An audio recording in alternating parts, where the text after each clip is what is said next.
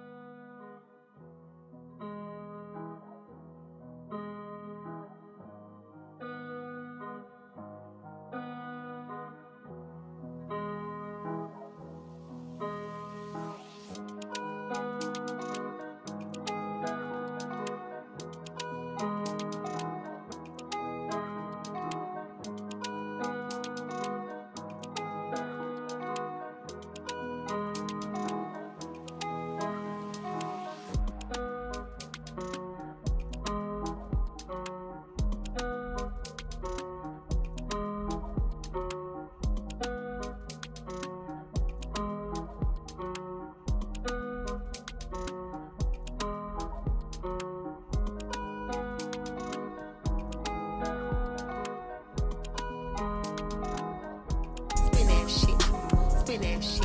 Yeah. Spin that shit. Spin that shit. Spin that shit.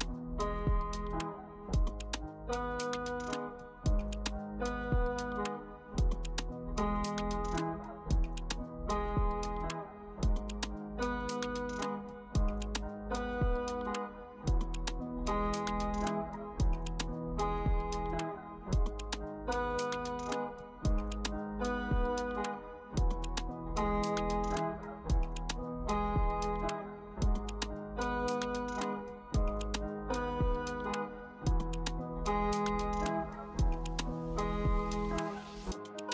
Spin that shit. Spin that shit. Spin that shit. Yeah. Spin that shit.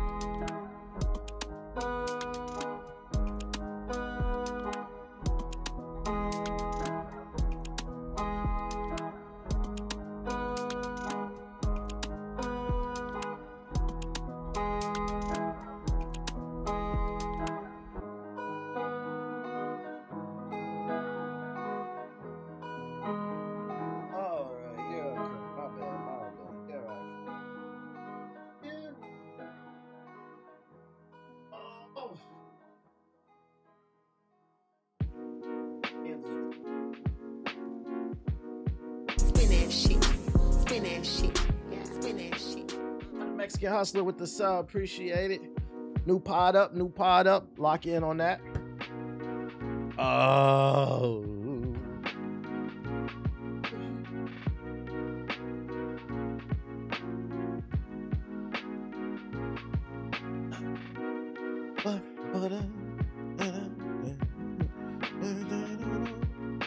Let me turn that down.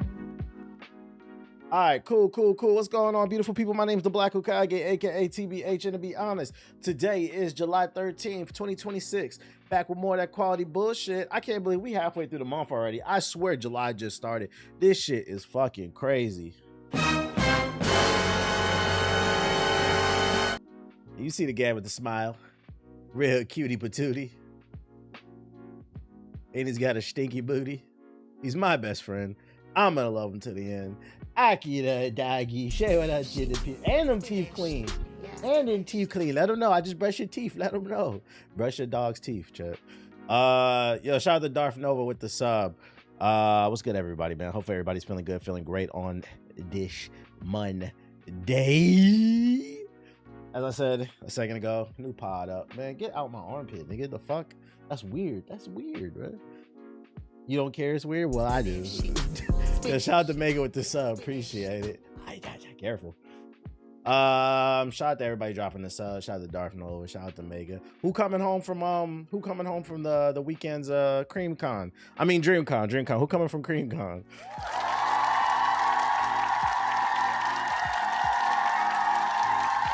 I heard y'all niggas is overly freaked out there. I said, see, this why I don't be going to conventions, bro. Y'all niggas just be doing drugs and fucking, bro.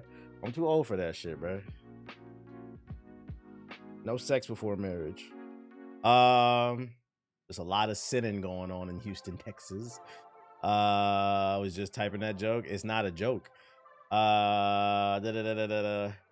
We know you secretly went. I did not. Shout out to Miles with the sub. Appreciate it. Did you hear BlurredCon had Geeknik earlier this year? So y'all really just getting together, being freaked out, huh? Hey, listen, I hope y'all wearing protection and shit like that, because that's fucking nasty, bro. If everybody's fucking everybody, everybody's gonna get something. Nigga, it won't be me. Doc,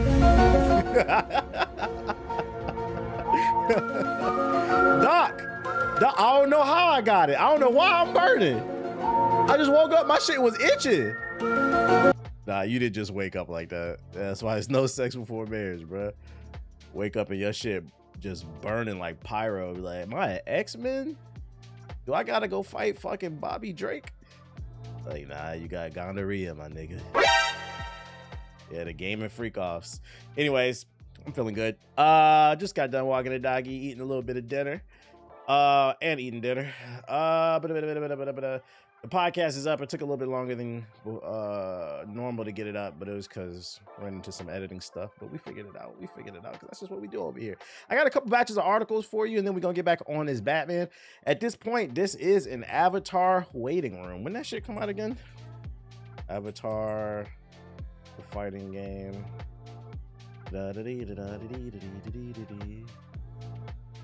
July 23rd. So 10 days from now. Really Friday, probably. I should get to work on I should work on a video for that shit. Mortal Shell waiting room. Yeah, Mortal Shell. That's August 20th. It's gonna be lit. This is the calm before the storm. Oh shit, I can't see the YouTube chat. Shout out to everybody in the YouTube chat as well. Hit the like button. I switched to the multi-chat. Drop 5 subs in the chat if you're alive. Drop a super chat if you're alive. Off topic, but I found a copy of Spider-Man Edge of Time for $37. I bet you edged yourself to that shit, huh? BlurredCon wasn't that freaky even with the name. What? Yo, shout out to Hey I'm Big. How you know if BlurredCon wasn't freaky? How about what? Just, I'm not trying to be mean. Just a thought. What if everybody was getting freaky, just not with you, nigga? What if you had the desert dick? Wait a minute, that didn't cross my mind. Was my shit dry? Oh shit! Because he said they weren't getting that freaky. Yes, they were. I haven't been to a con in a long time, but let me tell y'all something, man. We used to go to every con like 10 years ago, and 10 years ago, them niggas was fucking and doing drugs, bro. Fucking, I remember being around people being like, "Yo, we got the pills, we got a hotel room. Who trying to do what?" They was wilding when I was on the scene, frequenting the shit. So, and that was when it was smaller. Now with DreamCon, and now there's like a safe space for like nerds of color to get together. Oh, them niggas is overly freaked out. I know they are. Extra musty. I don't know. Wait, who was actually there? Is DreamCon the one con where it actually smells good? Maybe I'll show up. You said I'm talking like an unk. I am an unk, bro. As of next month, I'll be pushing 40, guys. I will be pushing 40. They was overly going, bro. I still didn't forget when TwitchCon had the scandal with the spiked drinks. Yeah, that's unfortunate, man. That is unfortunate. It did smell good, except a few in mine. Yeah, how it smell? It wasn't too bad. Nah, apparently they aren't that bad, but they're definitely freaked out and sweaty. I live in the city. That con center always pre-stinks. You should go to BlurredCon. I remember the first year BlurredCon happened because that's in the DMV. I know about that one. I remember the first year that shit happened. And it's grown over the years. You know, shout out to that's why it's important. You know, instead of complaining about shit, create your own spaces, bro. It's like, give it up to the people that's doing that. You know what I'm saying? That's your goals. Pre-stinky is crazy though. Shout out to Mac No Sauce with the sub. Appreciate it. All right, man. Let's get into these articles. Where we want to start off? Let's start off with some Sony shit. Going to a stinky con reduces your lifespan by 10 years, especially if you don't carry any hand sanitizer on your keychain. Hey, shout out to Weeb with the super chat. Off topic, watch some Steam machine reviews. I might get one in a year or so for my brother because he will never build a PC. Yeah, hopefully them prices come down. I wouldn't pay for that price. You're gonna be reacting to those XXL freestyles. I ain't gonna hold you. I thought about a lot of things and I did a lot of things this past weekend. And let me tell you one thing that was not on my mind. Those XXL freestyles.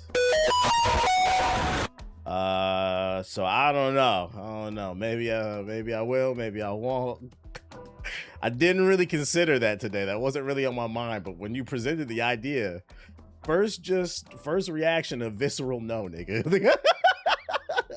I don't know what it is. It's just like, I don't know, man. Like, is it worth even looking at, man? Like, I don't want to just be negative for being the sake of being negative, you know. So, there were people on the Instagram reel for Black Ops 1 revealing who bought it. They were heated. I seen somebody reply to my tweet. He said, I'll always be proud. Like, let me show you what I mean when I say, I can't tell if these people are fucking bots, man. Let me see. Let me find that giant right here. So he's, here, let's go to the 3DS activate. So he's replying to my video that I uploaded about the news, and we're gonna talk about that in a second, about Black Ops 2 and how apparently it has hackers in it now, the port. And he responded, Joseph said, no matter what happens, I'm proud that Black Ops 1 and 2 ports came to PlayStation. I'm sure there's issues, but I'm glad and happy to say that it's back. What do you mean you're proud? This is what I mean when I say I don't understand like this language. What do you work for the company, nigga? Like, I guarantee you but they gotta be, but like, there's no way this is a real person. I mean, he's got 100. They say he's an artist. At least he's an artist and an AI artist. I don't know, man. I don't get it.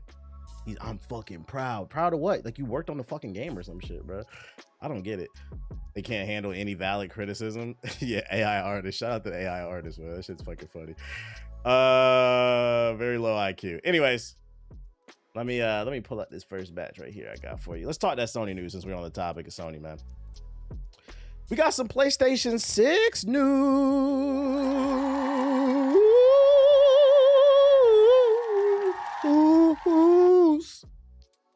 Sony patent hints at a possible cooling change for the PlayStation 6. That's right, ladies and gentlemen. Rumors claim that the PS6 will be, in fact, cooler than the PS5. You see what I did there? Sony has reportedly just patented a new seal liquid cooling system that will likely replace liquid metal in the upcoming PlayStation 6. The new cooling system is designed to reduce the risk of leaks, improve thermal efficiency for extended gaming sessions, and create stable temperatures that allow the PS6 to be placed in both vertical and horizontal orientations without issues. The patent describes a sealed liquid vaporization system that regulates the circulation of the liquid that would heat the pipes. These pipes will have tapered and extended sections that are designed to ensure the console can safely be placed in either orientation without the risk of overheating or creating liquid metal issues. Translation: this patent is supposed to basically stop that issue that the PS5 has, because for those unaware, you should not stand up your PS5 vertically, or you're running the risk of the liquid metal dripping into the system and blowing up your fucking PS5. So according to this article, this new patent is supposed to solve that issue. I'd argue a console that costs $950 shouldn't have that issue in the first place, but y'all not ready for that conversation. You love Sony. You're not ready for that conversation. Sony's your daddy.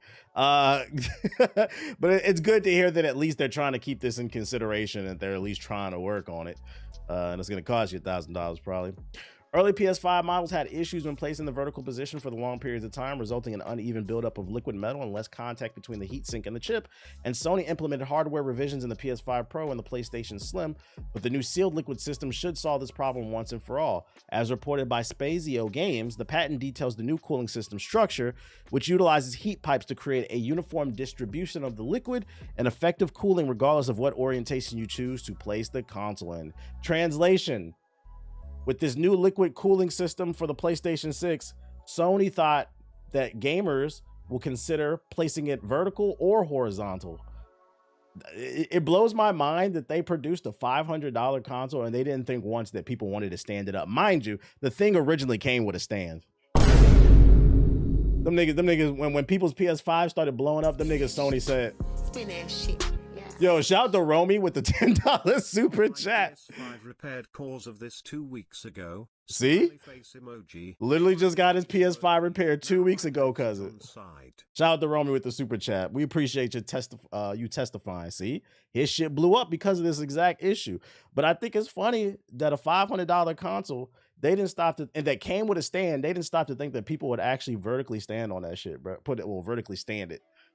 They said, damn, y'all niggas really wanted y'all shit to stand vertically? We just gave y'all that plastic because, like, we thought y'all threw that shit away. Spin that shit. Spin Shout out to Hio with the super chat. Appreciate you. To combat the effects of gravity, these pipes will be fitted with extensions that will lower the fluid level when the console changes orientation, allowing vaporization's process to continue dissipating the heat. The PS6 is still largely a mystery, but there's a small breadcrumb trail of clue gamers that have been following. As far as the release date goes, Ramageddon has caused some concern as to when Sony would choose to release the PS6, with some reports suggesting that we won't get our hands on the PS6 until 2028, maybe even 29. The other pressing question is the price point. What will it be at? With the Steam Machine hitting the market with over $1,000 and the Switch 2 and Xbox Series X and PS5 all receiving price hikes recently, it's likely that the PS6 will be priced somewhere between $800 and $1,000. And I'm gonna go ahead and say, I think it's gonna be past $1,000. Just cause we ain't broke over here. And I support true gaming journalism, non-biased. Shout out to Romy Rome with the big $20 super chat. He said, no broke boys over here. I do as well. Yeah, because the reason I think it's going to be more than $1,000 is I have no doubt in my mind the PlayStation 6 is going to be more powerful than the Steam Machine. And the Steam Machine is already underpowered and it's sitting at $1,300, $1,400 and it don't got no goddamn controller. So like, yeah, I think it's going to be at least $1,200. It's just, if the world stays the way that it does, if the world somehow heals, you know, maybe the price will come down. But right now, I got to look at it from the standpoint of where we are right now. If the world doesn't heal, I don't see it. What about a pro version? The pro version doesn't come until years later. They usually don't release pro versions until like 4 or 5 years into the lifespan. The pro version is a mid-grade, upgrade to like the mid lifespan of a console. So nah, because keep in mind, guys, the PlayStation 5 came out in 2020. So the PlayStation Pro recently coming out makes sense. It's a mid-cycle refresh. It is what it is. The question is, will them including a feature that should have been in the console in the first place, is this gonna make you want to buy it despite there being no physical disc? Let me know. Shout out to Jiggy Samurai with the sub, appreciate it. He said keep the chat high IQ. PS6 about to be $2,000 in Brazil. Oh my lord. Fuck Sony. I feel that. I just feel like if a person is willing to spend $1,000 on a PS6 and already owns a 5 and a PC, they're better off upgrading their PC. Yeah, I mean, if you already got the PC, most likely you're probably going to be in that mindset of upgrading your PC. You're not going to be too worried about that. But at bare minimum, I will say it's good that they're at least thinking about this, because this was a serious issue with the PS5 that I argue shouldn't have been an issue in the first place. And I also go as far as to say I think that like every person who's had this issue, they should have fixed it for fucking free and gave you like a voucher, like a $25 voucher for a game or some shit, bro. Because this shouldn't have been an issue for a fucking $500 console in the first place. Overheating bullshit. I mean, that's what Xbox did with the Red Ring of Death.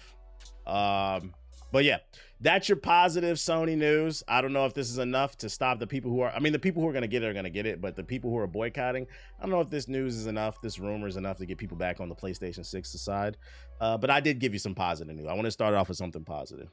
Moving on to the negative.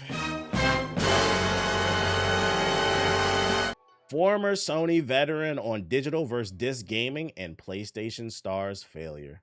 The notion of digital gaming is one that's been blowing up in recent weeks, but not entirely for good reasons. It's become a massive point of contention across the wider industry, thanks to Sony's revelation that it will cease to produce discs for the new PlayStation games released after January 2028. Taking advantage of the discussion, I grabbed some time from Gordon Thornton, a former Sony Interactive Entertainment veteran with almost 18 years at the company before departing in 2022. He was the senior vice president in control of PlayStation's global to direct consumer business, scaling the PlayStation Store from nothing to a multi-billion-dollar beast of digital games. Him there being there 18 years, that means he was part of the reason why Lizard Squad was fucking you niggas up. At least he generated billions of dollars, right? Fuck cybersecurity. I asked him for his take on the digital gaming space before going any further. Oh wait, I don't want to read that shit. The real value of both players and developers. From 2005 to 2022, Gordon Thornton was climbing the presidency ladder at Sony. He was pivotal in launching PlayStation's first digital platforms, cranking the value out of digital sales, leaning heavily into the concept of data-driven transformation, and ultimately scaling the PlayStation Store to where it is today. Put simply, Thornton was directly responsible for the PlayStation Store and PlayStation digital verticals racking up $14 billion a year in global revenue. Now, before I read any further, get them likes up. Facts on YouTube, get them likes up. Before I read any further, I'm going to go ahead and take a wild guess and say this former Sony executive who's responsible for the PlayStation Store and the way it is going to have a bias towards digital games because he's the one that grew the digital platform in the first place. He's the one that had the foresight to see how much control and money Sony could make if they had a monopoly on their audience. Just some food for thought. Let's keep it going. Shout out to Taco Shark, meaning he was way ahead of the game. I felt that he was one of the safest and most knowledgeable souls in the world to ask about digital gaming, but I had a specific line I wanted to probe first. In recent news, someone managed to get pre-orders of GTA 6's Ultimate Edition using only Microsoft reward points after having grinded the system for months to rack up the credits. I asked how valuable an ecosystem like this is, given that Sony's preparing to entirely sunset the PlayStation Star's loyalty system. I forgot PlayStation had something like that where you could earn points and then eventually cash it out on some Chuck E. Cheese shit. Nah, I wasn't at DreamCon. The Microsoft Rewards story demonstrates the power of a well-executed loyalty program built on a two-way value exchange where both Microsoft and the player are winners. In my opinion, PlayStation Stars failed because it did not properly align player behaviors with the right incentives, leading to its closure. Translation, the prizes weren't good enough to get people motivated to utilize the platform. Thornton is now and I would agree, because I'm gonna be honest, I didn't even know PlayStation had this thing. I knew Xbox had one. I didn't know PlayStation had this shit. It was ass. Yeah, they was probably giving away fucking 25 cents in VC and some shit from Ronnie 2K or some shit. Something nobody wanted. Thornton is now the chief commercial officer at ZBD, a payment pipeline provider for the gaming space. He used a success story from the company to paint a picture of how things should be in the loyalty space.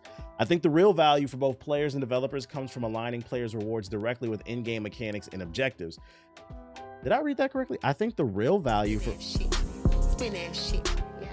Shout out to Ariel Smoke with the super chat. She said, I don't know if you're a guy or girl, my bad. Rest in piss Lindsay and buffering McConnell. Their words, not mine.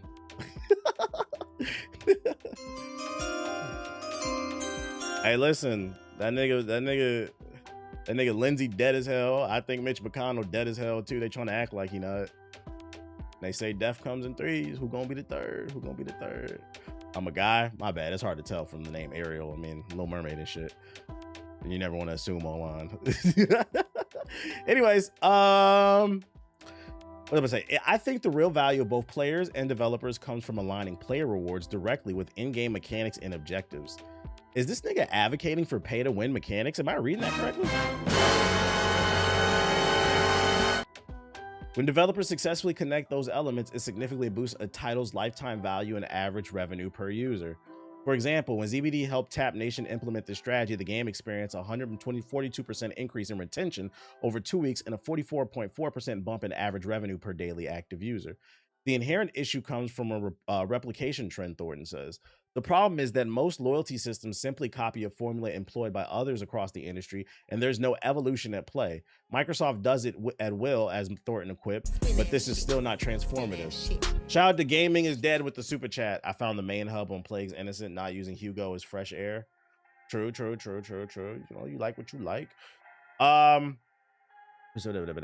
The next step in player incentives requires elevating the relationship between users and game to gain a financial level, embedding real money rewards directly into core gameplay loops. Introducing instant rewards like real money payouts for content creators transforms the audience into vested participants with shared objectives, deepening their connection to the game. I don't like the way this is worded. I almost liked it because this right here, it sounds like they want to reward people with cash or like in-game rewards for just playing the game. But like, why in this verbiage does he specifically call out content creators and he doesn't call out y'all? Just like the everyday person who plays games. Introducing instant rewards like real money payouts for content creators transforms the audience into vested participants. That says to me that like it feels like he's saying these corporations are not manipulating content creators well enough. We could put them in better positions to manipulate their audience to spend more money. Like, basically, I feel like what I'm getting, and I could be wrong, the way I'm interpreting this is he doesn't think it's the pack openings are enough. You know the way niggas do pack openings? That's not enough. We need to find another way to get content creators on board to oversell our product so that you will spend more money, so that it feels like a community, because that's what the whole shared objective thing comes into. Like they want this to be like prize picks for gamers. Yeah, and if that's the case, that's fucking disgusting. But it's never that deep, right? It's never that deep for some people. Basically paid propaganda to use the audience for content creators. It's no big secret that digital first storefronts benefit from loyalty schemes, but they have to be handled correctly. It's about rewarding users for their time spent playing the games they buy, and instead of relying on a simple flat rate discount system, something more personal is the best step forward. Next up, I wanted to pick Thornton's brain about the cost of digital gamings and the news that Sony is pushing more players into the digital space by scrapping discs for new games. Thornton assured me that the PlayStation Store is a great place and ready to evolve as a digital first becomes the de facto standard in the gaming space. He came armed with numbers for the discussion. The PlayStation Store already commands a significant 80 to 85% market share. Physical retail now primarily competes during the initial launch window, especially as dedicated gaming storefronts are replaced by supermarkets and general electronic retailers. Consequently, the PlayStation Store entirely dominates the catalog market. Yeah, but what you're not taking into consideration is half these games don't even get physical releases anymore. That's something we discussed. But when they do get them, they outpace. I feel like this is propaganda. They outpace the digital sales. Many have voiced their concerns about PlayStation push for the digital exclusive gaming, and within 18 months, no new PlayStation game will be available to buy on disc. That is, unless the global petitions with hundreds of thousands of signatures changes everything. One of the leading issues stoking the fire in this debate is around Sony's monopoly on gaming that will arguably grow with the digital ramp up and the notion that the PlayStation Store overcharges gamers. That latter point has caused lawsuits to surface, some of which have been successful. Thornton answered this by saying, regarding allegations of monopolization and the price manipulation, PlayStation operates on a buy-sell model where the publisher acts as the supplier because the recommended retail price is set directly by the publisher. Sony does not control those pricing structures, which counters claims of unilateral price structure fixing. So he's saying it's up to the developer to set the price. They just put it on the store. And even if that's true, it's still bullshit.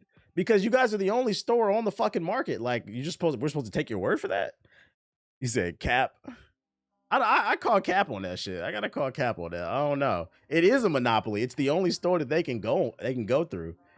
and everybody just wants to charge 70. If that's the case, why are so many other games coming out now $50, $40? It seems like to me developers are more open than ever to having dynamic pricing where they feel like if their game should be $50, that's what they charge. So why on PlayStation is everything $70? I don't believe that shit, bro. That's not happening on PC. I asked Thornton what he thought about the resilience of the anti-digital crowd staring Sony in the face and threatening to boycott the entire ecosystem in defense of their discs. I'm of the standpoint that the all-in-digital future is inevitable, and it sounds like Thornton agreed with me. The reluctance to adopt digital gaming and the relevance of physical resellers have naturally diminished. In major markets like Western Europe and the US, traditional sofa gaming has moved online with players connecting from their homes. But what does that have to do with single-player games, bruh? Damn, he went on defense immediately, like he still works for Sony. Furthermore, frequent digital sales and promotions have resulted in consumers waiting for the right digital price drop and purchasing a game for themselves. Yeah, but that's happening on Steam, not the PlayStation Store.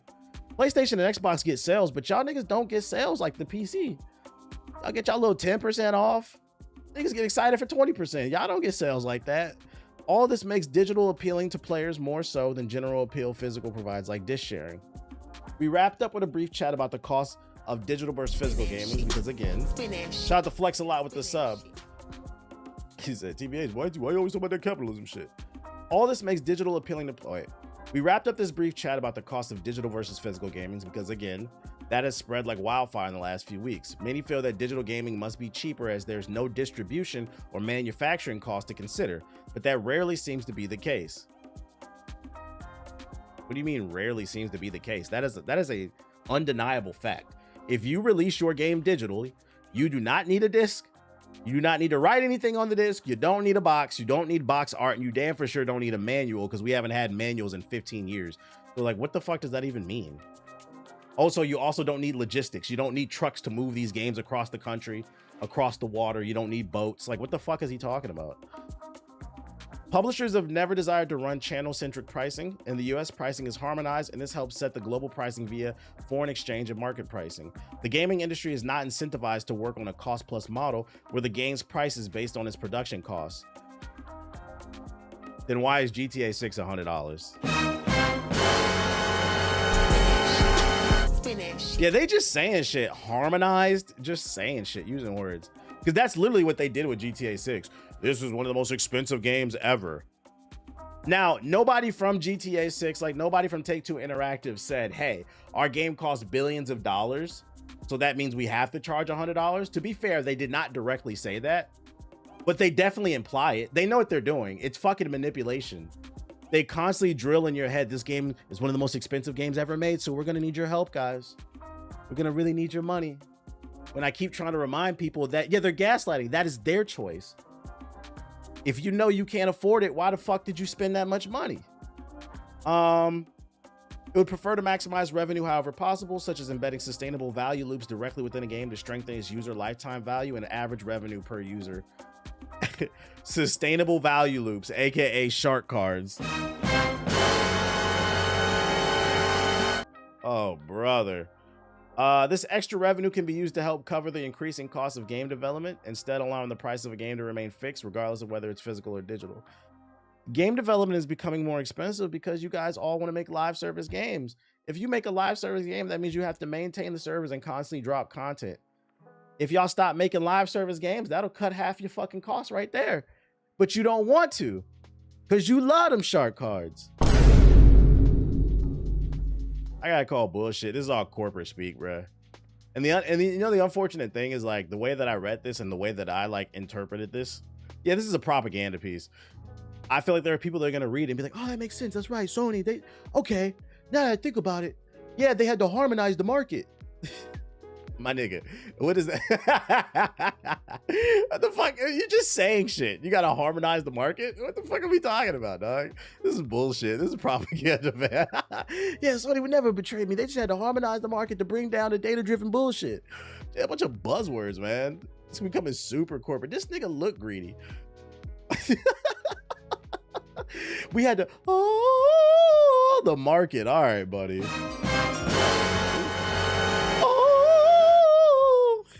You hear that shit, man? This evil company, evil fucking company.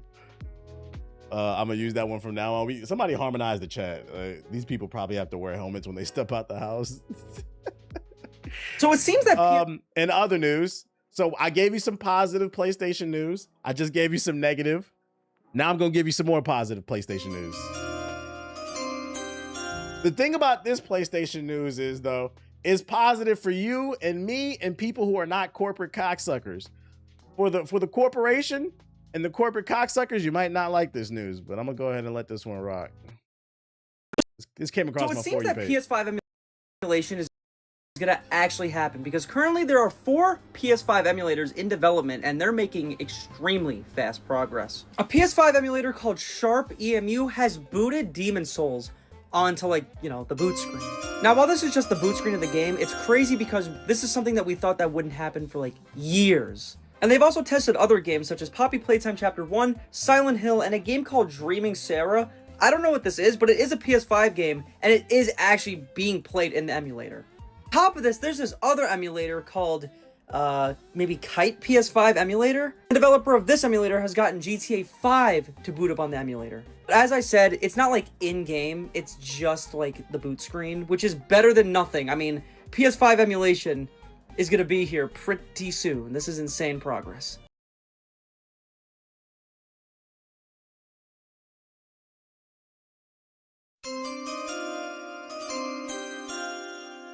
What the fuck? I'm fucking muted. My bad.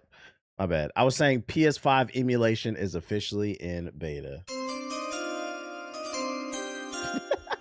Insane. They got the boot screen working. That means give it a couple years. Before we might see before the end of the PlayStation lifespan, if there were some games you could not afford, you might be able to preserve it. Oh shit. And my thing is, like, with this, let's say PlayStation 5 emulation comes out next year, would that make you switch to PC? Like, you know what? Like, maybe I should just get on out of here. Just wait till we get our hands on this. And the best part is, in the video, he said there are 5 different companies or like hacker groups working on an emulator. So there are 5 different emulators. And somebody's gonna crack the code, ladies and gentlemen. Somebody gonna crack the code and it be I switched because of the PS2 emulation. Like, and I want people to understand this is not normal. Like, usually with emulation, from what I've seen, usually with emulation, the way it works is like halfway through the lifespan of like a new generation, you'll get the old one. We are still in the current one and they're already cracking it. Ladies and gentlemen, that shit is great. Yeah, it's like years after the next console comes, so you're always forced to play the old games. But we could be living in a world where like people are figuring it out faster, and we could be playing the current games, and like that shit's gonna be fucking funny, because seeing how Nintendo reacted to like some of the, because Switch games you could allegedly play them when they were coming out, and that was fucking Nintendo up. I would love to see how Sony reacts to this shit. Bro, it took 10 years for the 360 and the PS3. Yeah, it shows you how fast technology can progress, and I'm here for it. So I'm rooting for you guys out there that are working on those emulators. Just do me a favor, don't show too much. Make sure you got it working, and then just throw the code online. Just guys, just put your head down and one day just drop a nuke. You don't want people sending out cease and desist and shit like that. They've been finding exploits for the PS5 for the last 2 years. Yeah, it's a good time. It's a good time. It's a good time. Shadow dropped that shit. Other Sony news. Analysts say Sony going all in on digital is like the death of PC, like the death of the PC disc drives. Not a single person is complaining about it today. I don't know if I agree with that. In case you haven't heard, Sony recently announced they're going to stop producing physical games 2028. But Daniel Ahmad, a video game market analyst and director of research and insights at Nico Partners, argued on Twitter that we've all done this song and dance before. It's like Apple removing the CD drive from its laptop starting in 2008. There were definitely a high number of complaints at the time, but not a single person is complaining about it today. You couldn't find many people complaining in the early 2010s either. I'd also argue that's because people didn't really fight back. They gave up easy. This could be like the breaking point. He does add one caveat to this comparison, saying this time a new laptop will cost $5,000. My old one with a disk drive works just fine. Ahmad argued that this was an inevitable outcome for Sony. If not PS6, then PS7. Digital sales of full games have come to make up the overwhelming majority of the sales for both PlayStation and Xbox. Therefore, the truth is that the console ecosystem is nearly entirely digital at this point.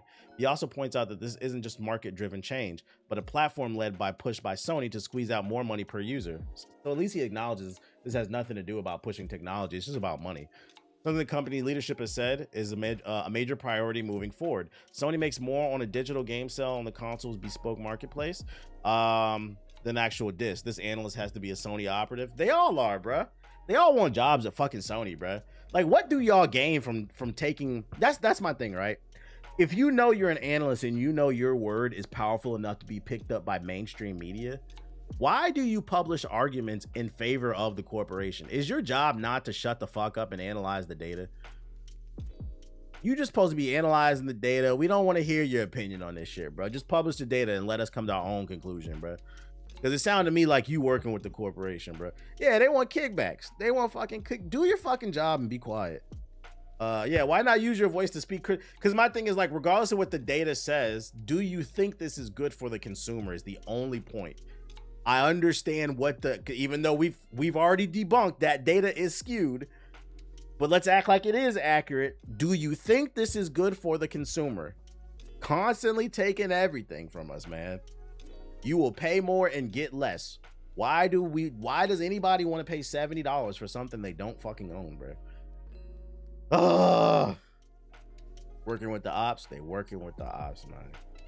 Pokemon Winds and Waves leak teases exciting changes to the battle system.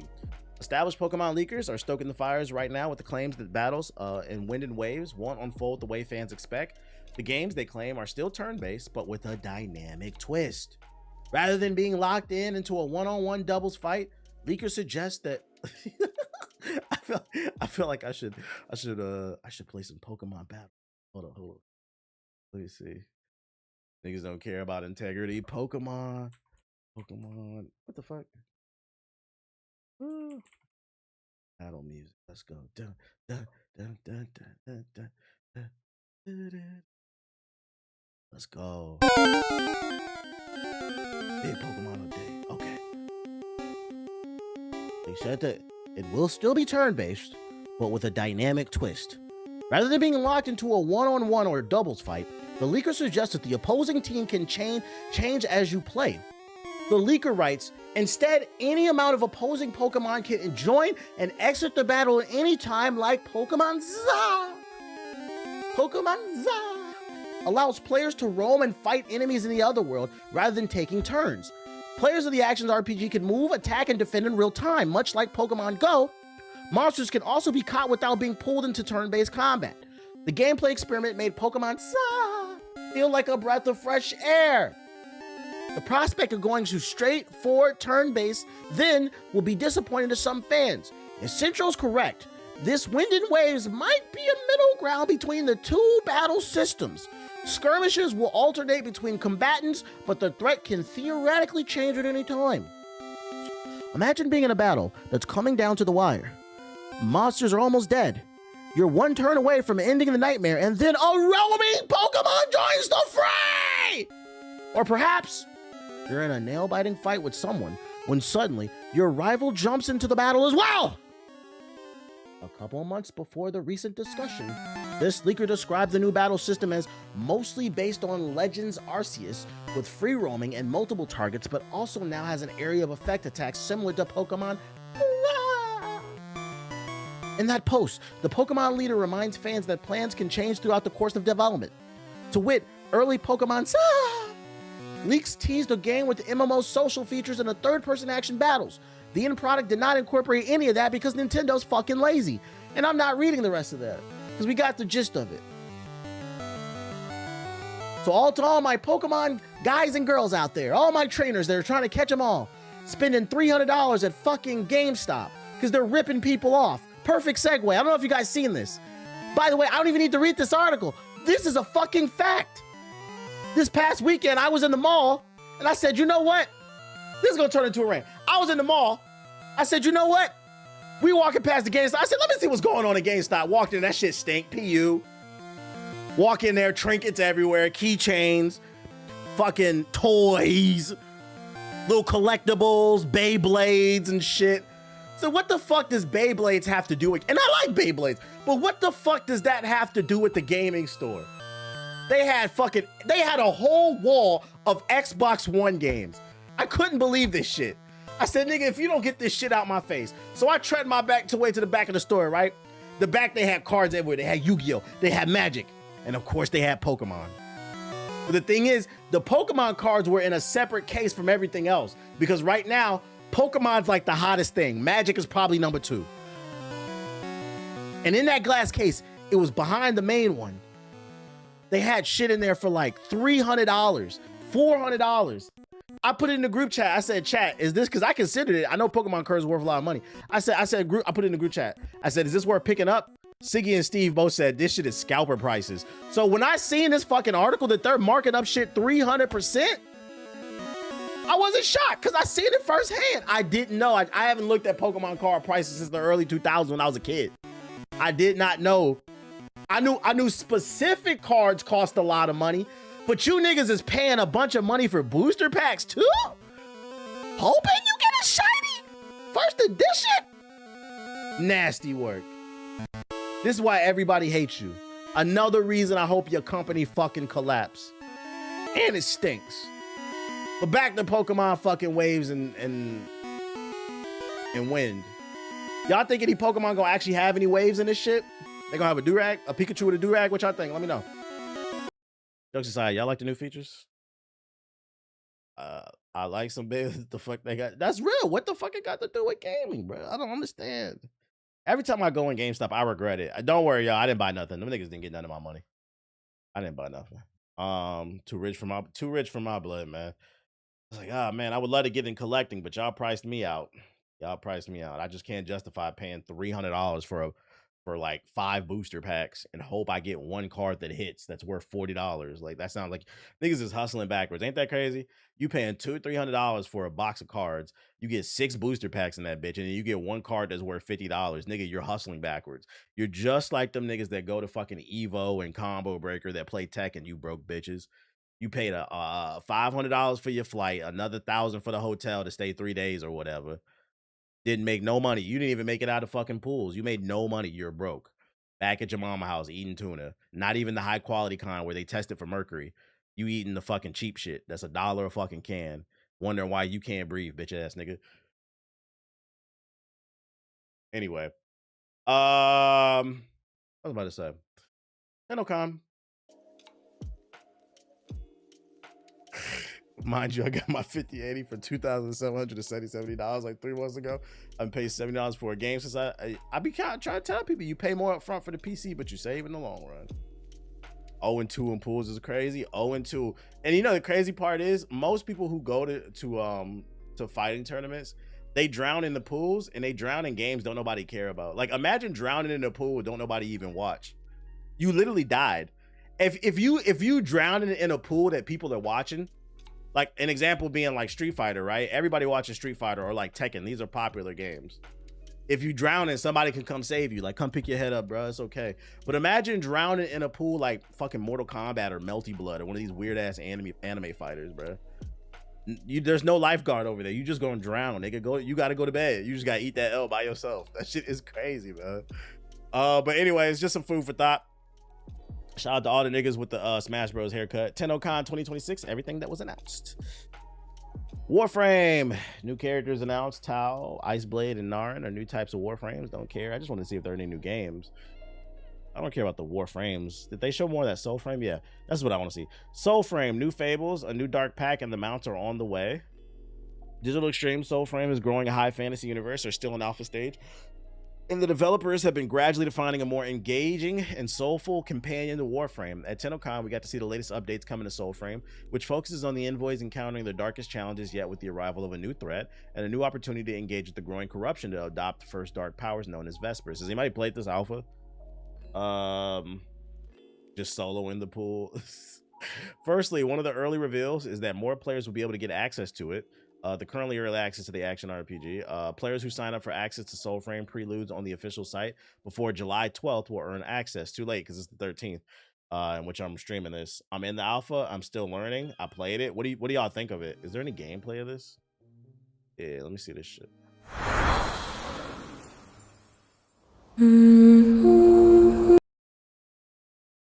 4K.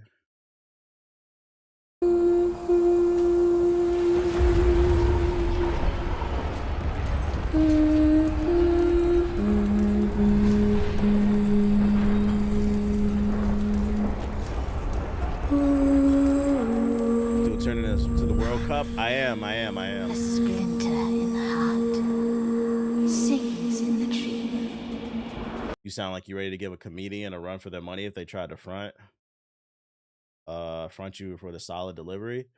Freaking I mean, my senior superlative in high school. I had my own page in the yearbook. Was most funny. I've always been like the funny guy. It has nothing to do with content creation. I didn't start acting like this because of content creation. Like my parents know that I'm fucking like this. The only reason I haven't tried stand-up comedy is because there's no money involved, and I'm being dead ass serious. It's not that well, two things. There's no money involved, and then my heart's not in it, right? And like I love stand-up comedy too much to disrespect the art. Like your heart got to be in that shit, and the reason my heart is not in it is because there's no money to be made in that. Hollywood only allows one comedian at a time, and right now, like in terms of like Spin that shit. movies, it's the short nigga, Kevin Hart, and then in terms of the internet, it's Drewski. But you notice Hollywood does not allow more than 1 or 2 funny niggas. It's not worth it.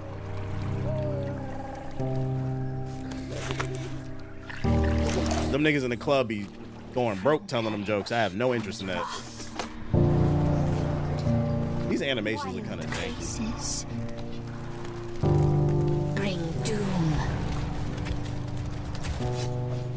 Memorials. Yeah, something about this game just looks off to me. And comedy's like being a musician. There's no real money in it. You gotta have a passion for it. I like making people laugh, but like stand-up comedy, nah. The iron mayflies. I'm gonna do something I want to 100% do it. Your shadow. I think the only way I would ever try stand-up comedy is if like one of my investments took off. Like I always say, if I became rich, I would never tell y'all because it's none of y'all fucking business. But there will be signs.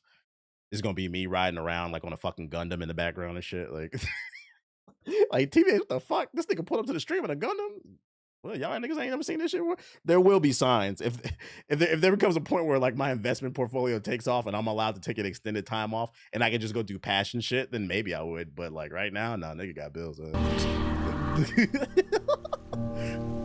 Nigga just riding around stream on a hoverboard. What up, Marshall? The heart. Rhythms. Oh, now my brain for morrow come. The music hitting. With the Forza race. Right. It's gonna be me uploading footage to my IG story, me racing a Gundam. What the fuck? This nigga playing Forza in real life. The music's hitting, but I'm not gonna lie. Every time I see this game, I really want to like this game, but it's just something about it. I just can't. And the reason I really want to like it is I do like Warframe. We used to play Warframe back in the day. But I don't know, man. This isn't hitting it. You peep the DreamCon Greco wrestling, straight up scaring everyone there. Nah, can I even click that? Because I've seen stuff. I've seen some weird shit happen in DreamCon that I wouldn't even show on stream. Can I click that link? I did see a TikTok about a dude saying apparently Uppies is very popular in DreamCon. Basically, if you let your girl go alone, niggas just be lifting girls up and shit like that. I'm like, is that what them niggas is? Y'all freaked out at fucking DreamCon, bro. Y'all are freaked out. You said, what the fuck? I'm being so for real. That shit went viral too, and people in the comments were like, yup. I don't get it, man. Yeah, getting their face sat on. I seen that clip, bro. The Greco wrestling looked fun. Let me see. All right. Let me make sure this shit not crazy. Fucking load. What are y'all doing, man? First of all, is this even allowed in the convention?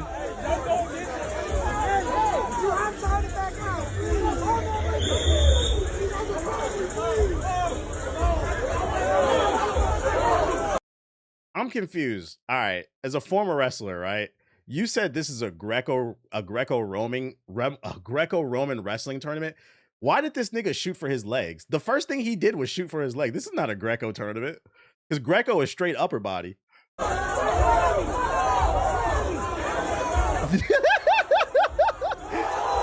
Oh my God.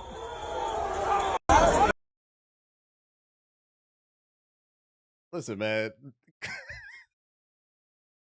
Clout is a hell of a drug. He got dropped on his neck. That legitimately looked like that hurt. Um, first of all, this is irresponsible.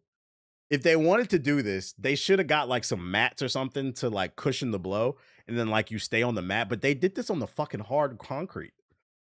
And this nigga got dropped on his neck. I'm not gonna lie, he damn near broke his neck trying to drop him on his neck.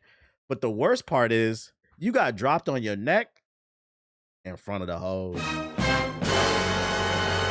You can't come back, bro. You can't come back to fucking. And I'm not gonna lie, based off of builds, I thought this nigga was about to toss this dude around, bro. But his technique was a little bit better, man. But you got tossed in front of the hose. You can't come back to DreamCon. You got dropped on your neck. Now you're not getting no neck. You're not getting no neck.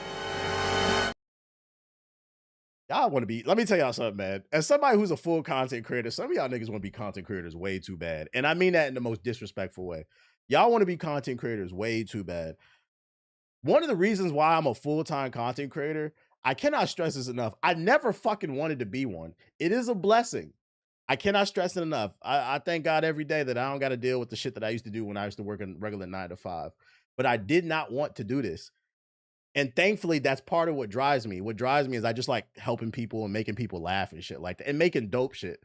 But when your primary goal is to be popular and just get attention, it leads to stupid shit like this.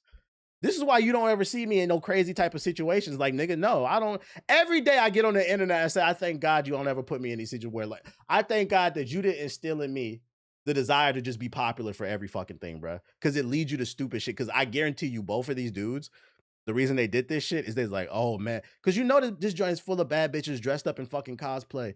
Oh, I'm about to get a big booty bitch with an ass out, dressed as my favorite anime chick. I just gotta toss this nigga, and I'm next. I'm the next constant. That this is my moment. I'd argue they both look stupid because he damn near killed himself trying to toss him, bruh. And this shit look like it stink, right? You smell better than them, right? Bro's gonna have a crooked neck. It's just not worth it, man. If you want to be a content creator, focus on doing content and not stupid shit, bro. I know everything is content nowadays, but I feel like we taking that concept way too far. Way too far. Everything is not content. I promise you, y'all can save some of y'all stories. I low-key may have to bring a mat and set up a tournament next year. Yeah, at bare minimum, if y'all want to do this shit at DreamCon, bring a fucking mat, man. Like, this is just unsafe. Because here's the thing, right? Do y'all got lawsuit money? Because, like, real shit, hey, nigga with the, if you ever see this shit, nigga with the braids, bro, you're a civilian. You're not a thug because you're at DreamCon. We know you're not a thug, okay? You got to sue this nigga, bro. This nigga deleted all your aura in front of the hoes. You have to sue this nigga and say, yo, this man tried to kill me, bro. I'm emotionally distraught. And they're gonna be like, why are you emotionally distraught? Because he snapped my neck in front of the hoes, bro.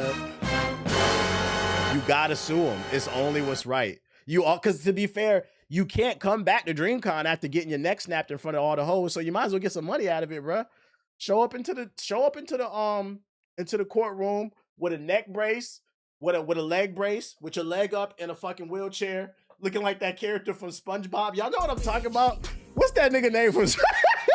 The nigga from SpongeBob who had his shit broken up. Oh, Judge, I told him I didn't want to do it. Yo, shout out to Ariel with the sub. Appreciate it.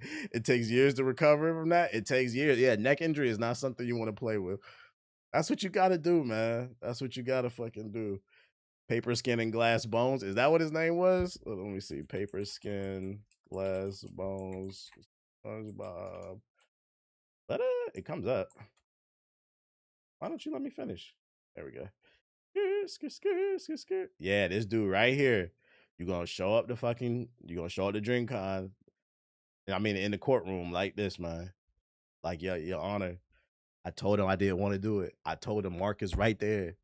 I told him the rest of the RDC crew is there. I told him all the big content creators are there. And I just wanted to adapt them. I just wanted to adapt them up and become the next big content creator. And this nigga said, wrestle me for clout. I said, no. But the peer pressure got me. And now here I am. My neck doing a whole 180 in the courtroom. That shit crazy, bro. I never thought I'd see a nigga neck do a 180. At a convention, bro. You went to the convention to get necked up and your neck did a 180. That's nasty. Anyways, I know whoever's involved in these videos, if they see these clips, they gonna be mad. Man, dude, they talk about me, bro. It's just jokes. Calm down. And if you do get mad at the jokes, it doesn't matter. You still got slammed on your neck, nigga. So like, like I feel like that's like the ultimate like comeback. Like it's like you still hit. Like you still got slammed on your neck in front of the hoes, bro. Like he was doing too much, sir. They was all doing too much, man. Y'all gotta chill out. I know y'all happy being around other black nerds and shit like that and enjoy each other's company, but you don't have to wrestle. And if you do it safely at least.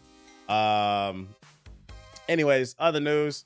But Disney announces big plans for a beloved RPG as its long-awaited sequel looms. That's right, ladies and gentlemen. We've got an update on the Sora, and the Heartless, and the King Mickey, and Riku. The long-awaited for more news about one of Disney's most beloved video games franchises is almost here as we deep dive into the history of Kingdom Hearts has been announced for D23 in August of 2026. Considering the huge gap between mainline Kingdom Hearts games, no one was expecting the fourth entry anywhere near Kingdom Hearts 3, which launched in 2019. This would turn out to be sort of true, as Kingdom Hearts 4 was officially announced in 2022, but what followed was several years of silence, at least until 2026, when it was confirmed that it's launching on the Switch 2, although it lacks a release window, and also the power under the hood to actually run this game, because until I see it actually running on the Switch 2, I don't believe it.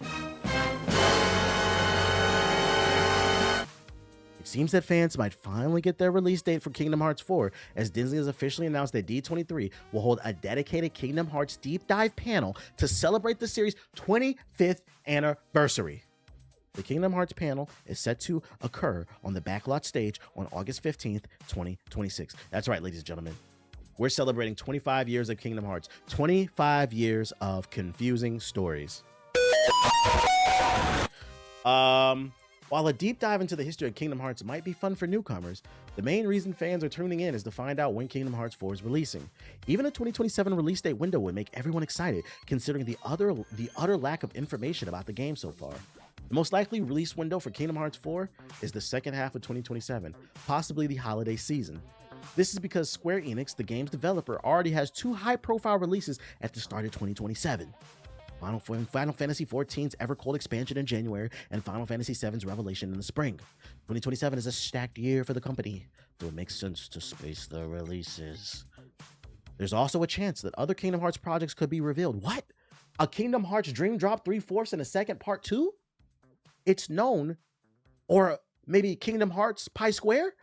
It's known that Disney once worked on a Kingdom Hearts animated series that was shelved. That's not possible. Doing a Kingdom Hearts animated series is not possible, because in order to do like an anime, it has to make sense.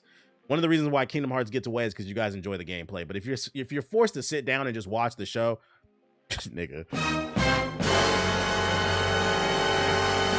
It's also possible that the canceled mobile game, Kingdom Hearts Missing Link, could be revived in some form, especially as it has ties to Kingdom Hearts 4. Whatever the case, it's an exciting time to be a Kingdom Hearts fan, as Square Enix announced the game way too early, though in hand, men have been forced by NVIDIA's GeForce Now leak, revealing its existence early. Fans have been stuck with brief trailers, snippets for years, and they'll take any crumb of knowledge. If Kingdom Hearts 4 gameplay looks fun, I'll play it. I was not a big fan of Kingdom Hearts 3, but I'll tell you this much. Yo, can you stop hitting me? That's rude. It's rude. Are you hungry? You hungry? I know you don't got to pee because I just took you out. You hungry? Give me a second. Give me a second. Stop hitting me though. Down. Bye. That's rude. Have a seat. What was I about to say? But anyways, I'll play Kingdom Hearts 4 if the gameplay looks good. I know I won't understand the story, but here's what we'll do. When they finally reveal Kingdom Hearts 4 completely, if the game looks fun and it looks interesting, maybe the day before Kingdom Hearts 4 comes out, or maybe the day of, we'll watch like a recap video on YouTube, and I'll probably take like two helpings of caffeine, like 2 hits of gamer sups, make sure I got a full stomach, got 8 hours of sleep, because I'm probably gonna need all the brain power possible. What's that pill that they popped in that movie that unlocked 100% of your brain? I'm gonna use one of them pills so that we can try to understand it. I'll watch like some type of recap on YouTube. Yeah, Limitless. I'm gonna pop one of them Limitless pills, and we gonna pull up a summary on YouTube and try to understand what happened between 1 and 3. And I'm being dead ass serious. I stand on it because I'm not gonna dismiss. I crack my jokes about Kingdom Hearts, but like I'm open to playing it. If the game looks cool, I will watch a summary on YouTube and I'll try my best to understand it. And then we're gonna go straight into 4. We're gonna go straight into 4. You're gonna need a honey pack. Nigga, you just wanna, all right, bro. I should, hey, drop 5 subs in the chat to apologize. That nigga just wanna see some dick. What the fuck? Wrong with y'all, man. YouTube niggas always ruining the fucking mood, bro. Drop a fucking super chat. Y'all niggas, man. I should blow your shit up. Man, I'm gonna play this off stream, man. We're gonna finish this mission up off stream. I'll blow your shit up, bro. Dogs will hold their pee until they can't. My dog doesn't need to pee. I literally take my dog out to pee before I start streaming every single time. He does not need to pee. I know you white. White people love to tell niggas how to talk to their dogs and shit like that. That's like, you could always tell who's white in the comment section of a social media video. They be always, you shouldn't do that with your dog. Like, all right, Karen. Like, did you not hear me? I just took him out. Like, they swear they know your dog, right? Like, he's just hungry, most likely. Shouldn't do that.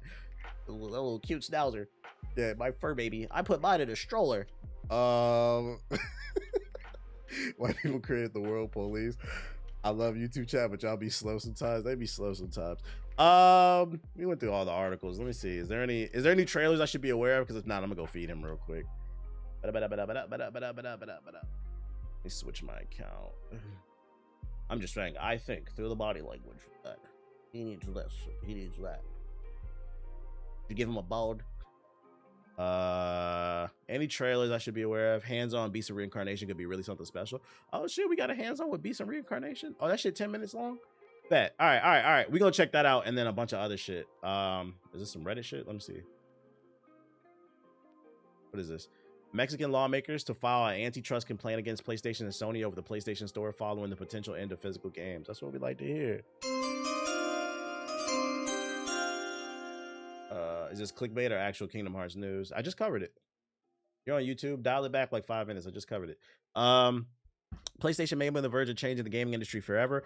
Earlier this month, the Japanese company announced that it will stop producing physical games. Yeah, we know. By the end of the week, it was revealed that Mexican lawmakers will file a formal complaint with the country's antitrust authorities, requesting an investigation into whether Sony's decision could constitute anti-competitive behavior. So, you know, I'm going to bring something up. Just some food for thought. You know what I noticed?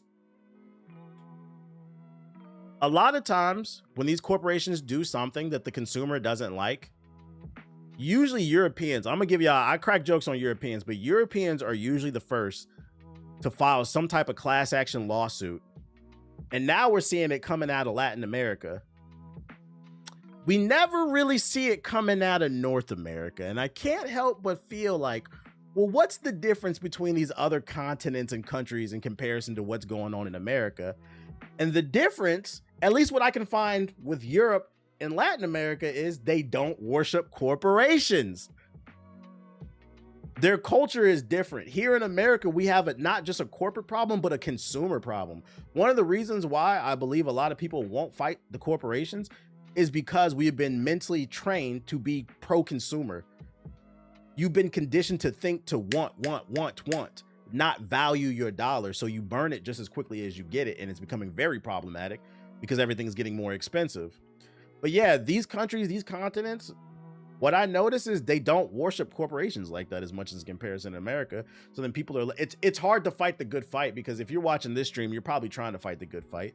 But then it's like, you know, the tweet I showed you earlier of the dude saying he's proud of Sony in the Black Ops shit or whatever. No matter what happens, I'm proud the Black Ops 1 and 2 ports came to PlayStation. Why are you proud of that?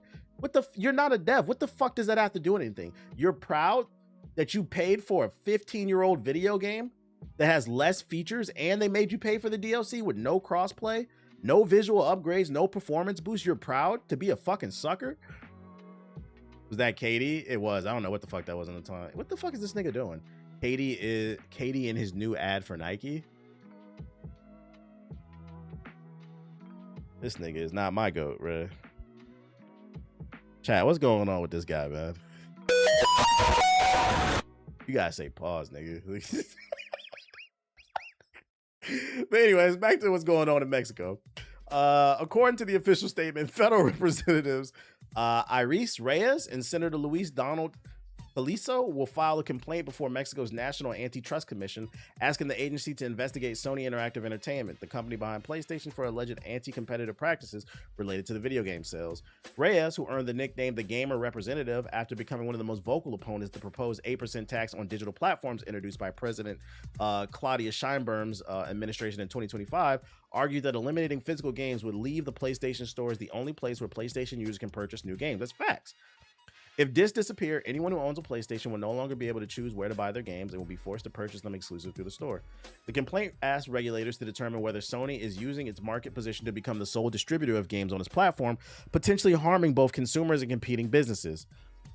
The filing, which the two lawmakers are submitting, I'm not even going to bother to try to pronounce that.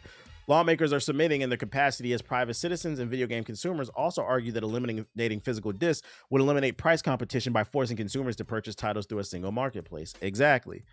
Retailers such as Liverpool, Sanborns, and Game Planet would no longer compete to sell video games, and the secondhand and game trading markets, which are massive, would also disappear. I also feel like if anybody from anybody in this lawsuit sees this stream, another thing you can argue is this is going to destroy jobs. Not only are you eliminating competition, but if you eliminate that competition, people have no reason to go to these stores anymore. So not only are they not getting a better price, but then there's no way for these people to pay their employees. It's just a bad. I don't understand why people defend the fucking corp. You niggas want less jobs on the market when we're all fighting for fucking jobs. Like what? TBH, I don't want to think about this shit, bro. I just want to get on the game, bro. Like somebody left a comment talking about you niggas are so weird, bro. Fucking on my Instagram, let me see. Let's see the boy. He said we have like a weird fetish talking about ball and gun gamers. So if you watch this video, I was talking about the same exact thing, the PS4 and the PS5 port on Call of Duty and how it's full of hackers and shit like that. Where's the top comment at? Where'd I do that? Here it is. I don't understand your hate for people who love to play sports and gun games. Like y'all have this weird fetish for hating people who love the genre of games. First of all, I don't hate anybody who plays ball and gun games, bro. I play fucking 2K. My stance has always been stop talking about games that you never played. But the crazy part is in this video, I'm talking about how Sony was doing anti-consumer practices, how this is a lazy port, how y'all also said y'all were going to boycott Sony because you said no disc, no buy. And then you folded the minute you got it, the minute you got Black Ops. And the worst part is you got less features, less content, no crossplay. You had to pay for the DLC and the fucking game. You got fucked. And it's like the joke's like, Cam, too nice. If you see this shit, the reason people make fun of ball and gun gamers is because you watched this video and you took it personally. You completely missed the point I was making. This is about fucking why do y'all want to be fucked? Nobody in this video, nowhere am I in there going like, yo, y'all niggas are stupid. I'm just talking about like, yo, why the fuck are y'all letting these corporations? Yeah, the jokes write themselves. You listen to that and completely miss the point. And that's why I said it's hard to debate people. Because you don't know who's working with whose elevator goes fully up. Charging for the DLC is frying me, and they bought it, bruh. The Patrick meme is evergreen. They was kind of frying him though in the responses, but it's crazy. It's like it's to the point where it's like, yo, are you purposely misunderstanding me? Anyways, the senator also expressed concerns about digital ownership. Consumers would stop truly owning their games. With digital distribution, you're no longer buying a game in the traditional sense. You're purchasing a license, which means access to the content depends entirely on the conditions established by the company, he said. And at any point, if you guys piss them off, they'd be like, eh. Like, imagine you want to be a content creator, right? And you put out a review of a game and it's not a favorable review. If Sony gets a hold of your fucking, this is an extreme case, but they can do it. If Sony gets a hold of your fucking gamer tag, they can revoke your license. Because you don't fucking own it, bruh. Oh my goodness. Ball and gun gamers stay taking it from their corpse. No lube, no lube, no lube. The statement cites two examples, or you put out a tweet. You don't even got to be a content creator. You could have put out a tweet, an IG story, a Snapchat, whatever the fuck you use. They find your shit, they can get rid of it. You said stop, LOL. No, I'm not going to stop, bruh.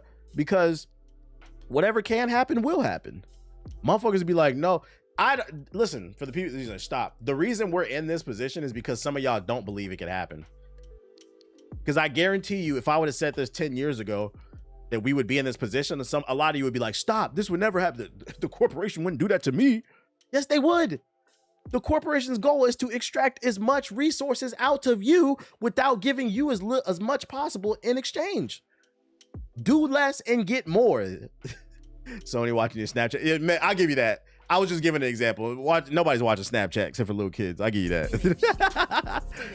Yo, shout out to Shy Uno with the sub. And then when they start doing it, they're gonna be like, TBH, I can't believe they did that shit, bro. I'm like, I can't. You gave them the power to. So why give them the power, bro? Why get a? It's like this is an extreme example, but it's like we all got that one crazy cousin, right? It's like buying a new Glock and it's fully loaded, and your cousin come over and be like, yo, I got my first gun, bro. You know this nigga crazy. Your cousin go, man, let me see that shit. That shit's still fully loaded. You hand him the pistol. Next thing you know, this nigga shoot himself in the fucking leg. He shoot himself in the leg. He shoot up the house by accident. Like, what's the cartoon character, Yosemite Sam or whatever? Like, just shooting up the place. And you know what I'm gonna say to you? Yeah, Cheddar Bob, I'm gonna be like, you should have known that was gonna happen. That nigga's clumsy. He's crazy. I just can't believe I can. That nigga got 2 left feet. I can believe it. It's called risk mitigation, bro. According to the complaint, Sony's strategy could create an excessive concentration of power by allowing the company to simultaneously control the console hardware, the digital storefront, game distribution, and the pricing. Sony would become both the referee and the player within its ecosystem, and we know what can happen when a single company controls every part of the market. Yup. By forcing everyone to become digital, the assumption is that everyone has access to reliable high-speed internet. When we know that isn't reality throughout Mexico. That's not just reality out throughout Mexico. That's all the Midwest, the South. Y'all niggas don't got internet, like especially in Cleveland. Shit. I know internet is trash out in Australia too. There's still tons of places where it's hard, and then anywhere rural, it's just hard to get internet. So that's not even a Mexican thing. That's just facts across the world. Have any of y'all stopped to think that? Will your internet go out if you got bad or you just got slow internet? How you gonna deal with that shit, bro? The lawmakers who were seeking support from Mexico's gaming community argue that Sony's decision could create 2 major forms of harm. I'd argue right now, if you don't got fiber in your house, you don't got good internet. I don't want to hear it, bro. First, eliminating physical games would effectively destroy the markets for resale. Lending, we got internet and say y'all got internet, but y'all don't got internet. You know what I mean? Like, lending and collecting physical copies. Y'all niggas internet down south is powered by the Klan. I don't want to hear that shit. As a result, Sony would become the sole price setter for games sold on PlayStation. Second, the complaint argues that game developers would also be placed at a disadvantage. Without a physical retail channel, publishers and studios would become entirely dependent on PlayStation's digital infrastructure, subject to platform commissions. Yeah, what if the store goes down and nobody can sell anything? They dragging their feet with the fiber where I live. It's because America's full of different terrain and like climates, so it's harder to install and do things. That's part of the reason why we don't have trains. But then the other half is like lobbyists and billionaires. They don't want it to happen. They want to keep monopolies or duopolies at least. Chill. We got the big AOL out here. Shout out to Net Zero, man. Does Net Zero still exist? Let's see. Net Zero internet. That shit's still real. What the fuck? Look at this. God damn. Look at this shit. This website look like it's from fucking 2003. Net Zero customers get a special offer in the first month free. Plus, you get Norton's 360 all-in-one protection for cybersecurity. Get multi-layer protection for your devices, a VPN. Why the fuck would you want a VPN on dial-up internet, nigga? VPN already slow your shit. Choose the right plan. What kind of plans they got? Services, internet access, dial-up internet. Oh shit. For $30 a month, you get high-speed dial-up. Browse the web 5 times faster than basic dial-up and do it with free Norton antivirus protection and enhanced email tools and safeguards that defend against spam and viruses. Order now to enjoy the fastest dial-up speeds. Holy smokes. Fast, easy. Just download the software in little as 2 minutes. Oh shit, bro. Our internet in North Carolina is good, but Duke's internet's ass. It's inconsistent across the board. Games unlimited. What's this? Choose from over 100 games for dial-up or DLS. They got dick sucking lips. Our package includes Bejeweled 2, Bookworm Deluxe, Mahjong Dimensions, and more.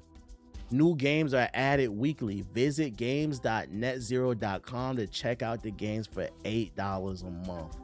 You can play offline too. Holy, oh wait, they got more. They got Peggle, Cake Mania 2, Slingo, Dream Vacation Solitaire, Dyna Dash, Magic Ball 2. They got Magic Ball 2? Oh, shit. And they got chess. Those are some old internet games. They are. Dial-up still exists? Yeah. There's a good portion of the world that still uses dial-up. And that's why I said, believe it or not, that's why online only... This is a dial-up image, man. Oh, shit. Where that shit at, man? What was going on, dude? Who goat is this? Who goat is this? This nigga said, I'm a Houston Rocket, so I want to rocket a caramel apple in my throat. Like, what the fuck, nigga? But yeah, a good portion of the United States still uses, there's still millions of people that are on dial-up in the world too, because not everywhere has access to fiber, because you have to put it under the ground. You have to have certain types of infrastructure. So yeah, it's still a thing. And that's why online only games would be bad. Some people need the disc. Just move, nigga. That's not an option for everybody, bro. A lot of y'all trying to move out of Cleveland and you still there, nigga, so be quiet. You're gonna have to explain that picture. I don't ask Kevin Durant. Tweet that nigga. You know he got a burner. Tweet out that new Kevin Durant picture. Weird as hell. I guarantee he'll respond on his burner because you know he got one. All right, we gonna look at this Beast of Reincarnation shit. But let me feed my dog real quick and use the bathroom. Y'all enjoy these clips. I'm gonna take a quick break. Hit the like button while y'all wait. BRB. Skit.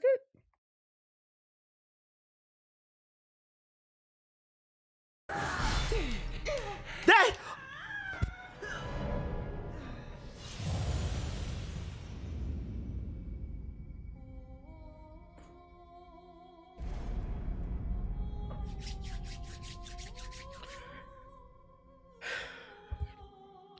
I know what you're thinking. You're thinking about putting your finger on that clip button. If you clip it, I'm going to clip you out the fucking chat.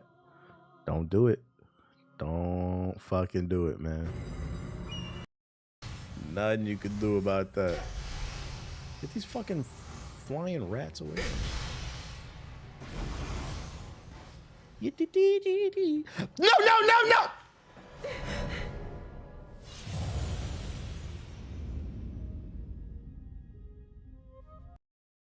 I just think niggas is fiends, bro. Ball and gun gamers are fiends, that's all. Ooh, a new skin? Ooh. Ooh. New gameplay, new ideas. I don't need that shit. Give me that Gundam skin. Just set it up. You gonna kill something, buddy? Of course he attacks the one with the most health. Of course. Just set it up. Just set it up. Just set it up.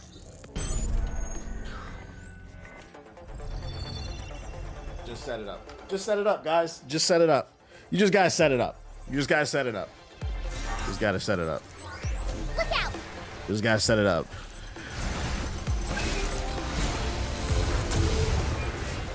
Here they come again! Cause you gotta sit under the machine with the cup for a whole hour.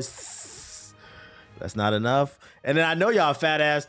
Before you put the lid on there, I know your fat ass. Make sure the big gulp hit to the drink hit to the tippy top. You're not gonna go to like right before the lid. You gotta make sure till the juice damn near coming out the cup. Cause I pay for this big gulp. I'm gonna get it all. I'm a truck driver. I know your big ass be doing that shit. Real nigga. Yeah. Nah, I'd argue the Wizards are worse. You're okay, buddy. What's the narrative around Marathon? Honestly, the people who are playing it really seem to love it and say that it continues to get better. Quit hitting me. But the people who are not playing it have a lot to say, which is really weird. True shit, I keep getting Marathon failed numbers, but I'm like, have you played it though? Oh, look, he gave you a real hug. Oh yeah, he does that all the time. He actually knows what that means. Watch. Hey, give me a hug. See? He knows what it means. Because he needs one every 5 seconds, right? You okay? All right, you give me a kiss? Thank you. All right, bye-bye. Like if I were to get on my knees and say, "Give me a hug," he would hop on my shoulders. He just want attention.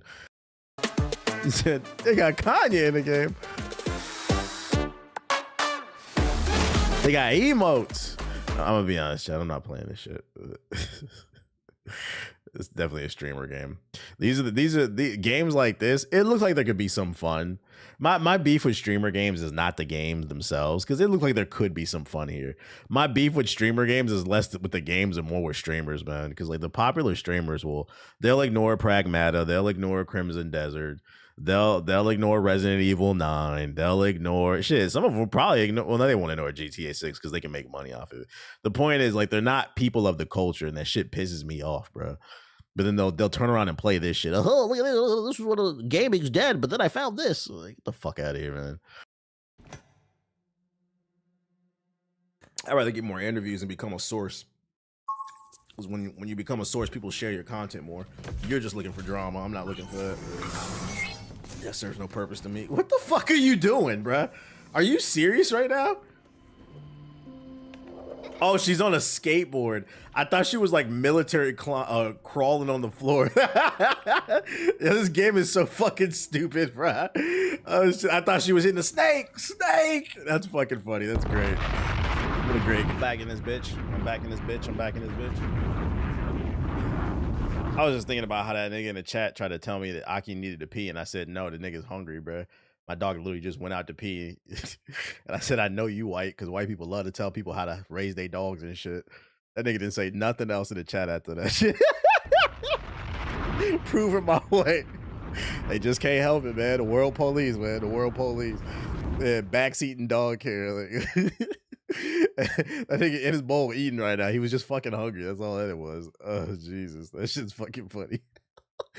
He said, how did he fucking know?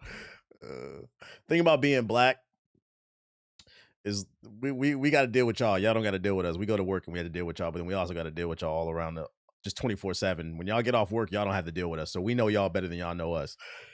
The one thing I know about y'all is y'all love to tell somebody how to raise their damn dog. Anyways, let's see what else is in the fucking sub box. New podcast up. If you want to help the podcast out, we got a sponsor.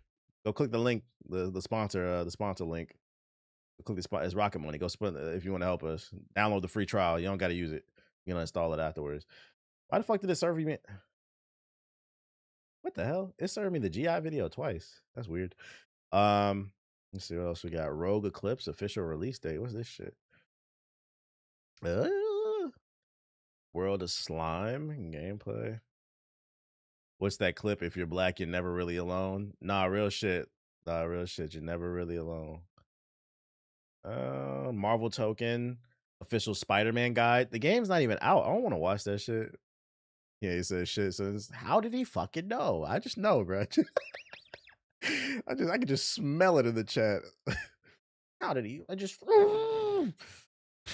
got me. Fucking got me. He reminded my business. Ascend to 0. Let's see. I just love those pooches so much. I'd do anything for a dog. Dogs' lives matter, not black people. Hey, let me ask you a question, because they hate when you say that shit. Black lives matter. Do black dogs' lives matter? Just out of curiosity, do black dogs' lives matter, or is it only just like black people, like they get mad about that shit? Just out of curiosity. I should tweet that shit. Dear white people, do black dogs' lives matter, or is it black people that you have a problem with? This is a real question. I'm just curious. Which part is it? I'm not trolling. I am genuinely curious, because we know the lives don't matter. He probably streaming right now, fuming, ears, fucking face turning red, smoke coming out his ears. It's crazy how much truth there is in that. Just some food for thought.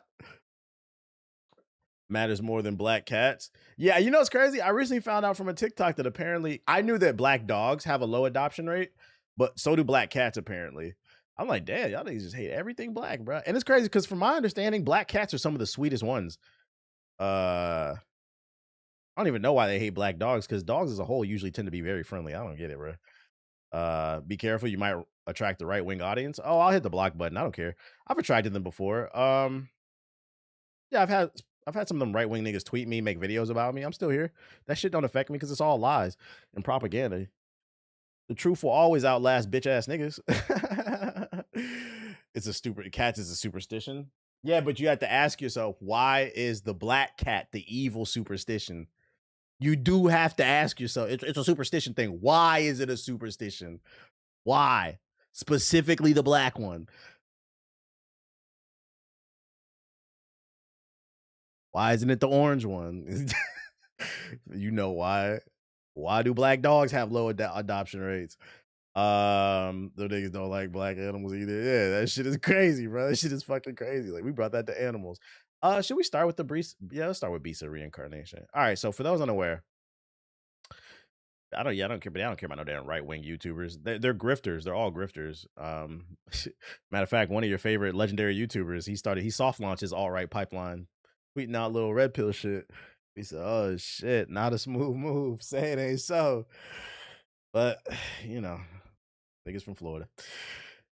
Beast of Reincarnation could be something really special. That's what GameSpot says. Let's see what they're talking about. This is the new action adventure game from Game Freak. It looks like a mix between like a Souls game and Final Fantasy VII, the remake. It looks pretty I good. just played 90 minutes of Beasts of Reincarnation, and I walked away incredibly impressed. Still on the Florida boys. Oh man.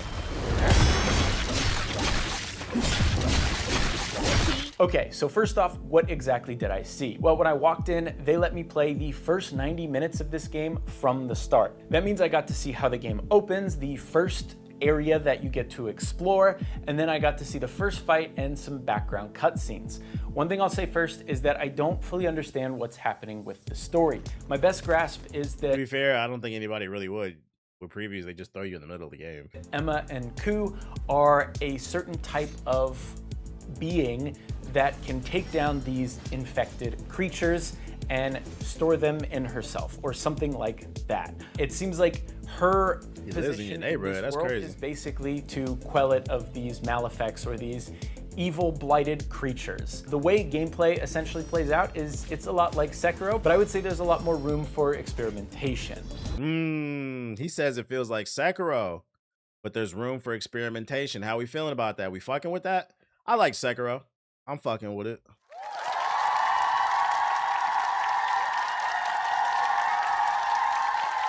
Yeah, shout out to the Perry slop.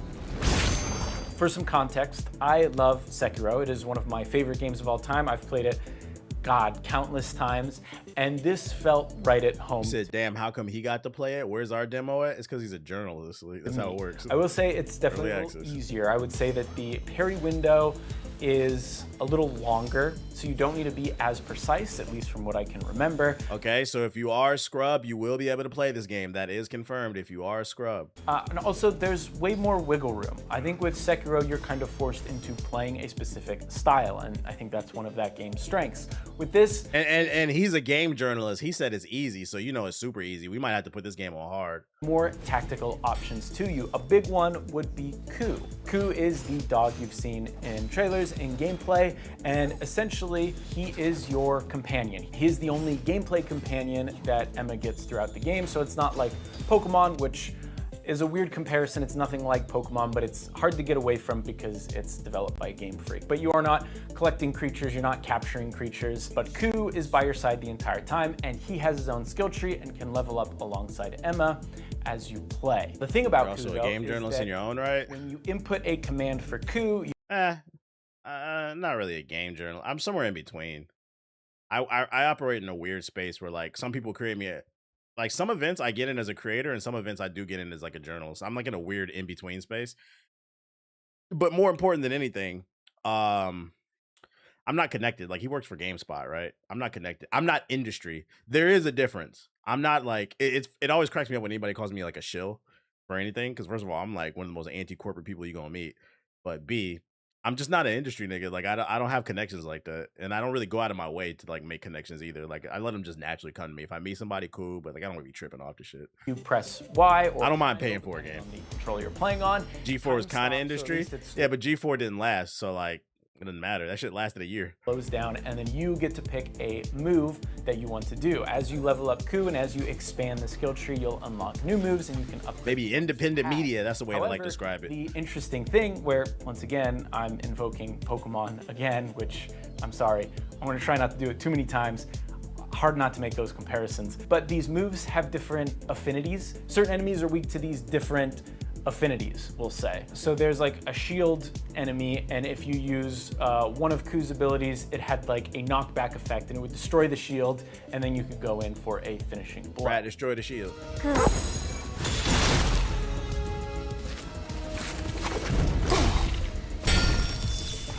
And as you upgrade Ku, like I said, you'll get more abilities, but also there's passive abilities that come along with it as well. One passive ability you can unlock, That's a big for skill example, tree. I like that. Basically lets Ku mop up all the enemies that you've weakened. But there Skill is tree a slop. Skill tree. It seems like there's a lot of That's what. Stop calling it parry slap. We should start calling it skill tree slop. that you can invest not only in Emma but also in Ku, and I'm super curious to see how that plays out the further along I get. Like I said, I started at the very beginning, so I didn't really get to. I wonder how the drip is what gonna be. these different That's a good Emma question. Yeah, I haven't seen any new like, fits. but I did kind of get a taste with them. So with Emma, obviously you're going to be using your sword a lot. However, there's be a also a lengthy range game. of projectile weapons. Is open world or pretty linear? They said it's like open zone. So like the way it's described, I'm kind of getting the vibe. It's like not Sekiro, but what's the one that came out earlier this year? I didn't really like it that much. Neo 3, kind of like Neo 3. It's like semi-open world. It's like there's levels.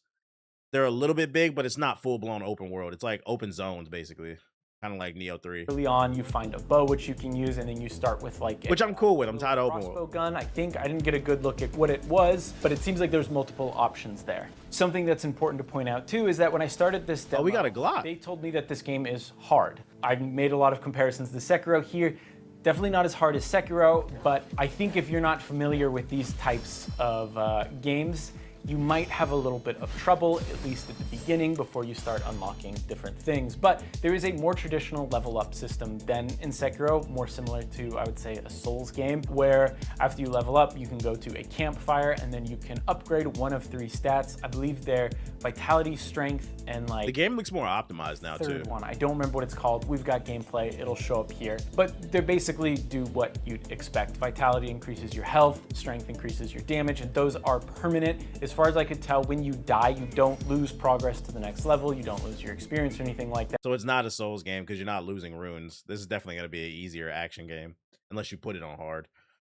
So some of the tougher aspects of Sekiro or a Souls game are not present here, which makes sense. This is not intended to be a hard experience, but like I said, you may run into some trouble early on. According to the staff there though, I was the only one who one-shotted this boss right here, which is pretty cool.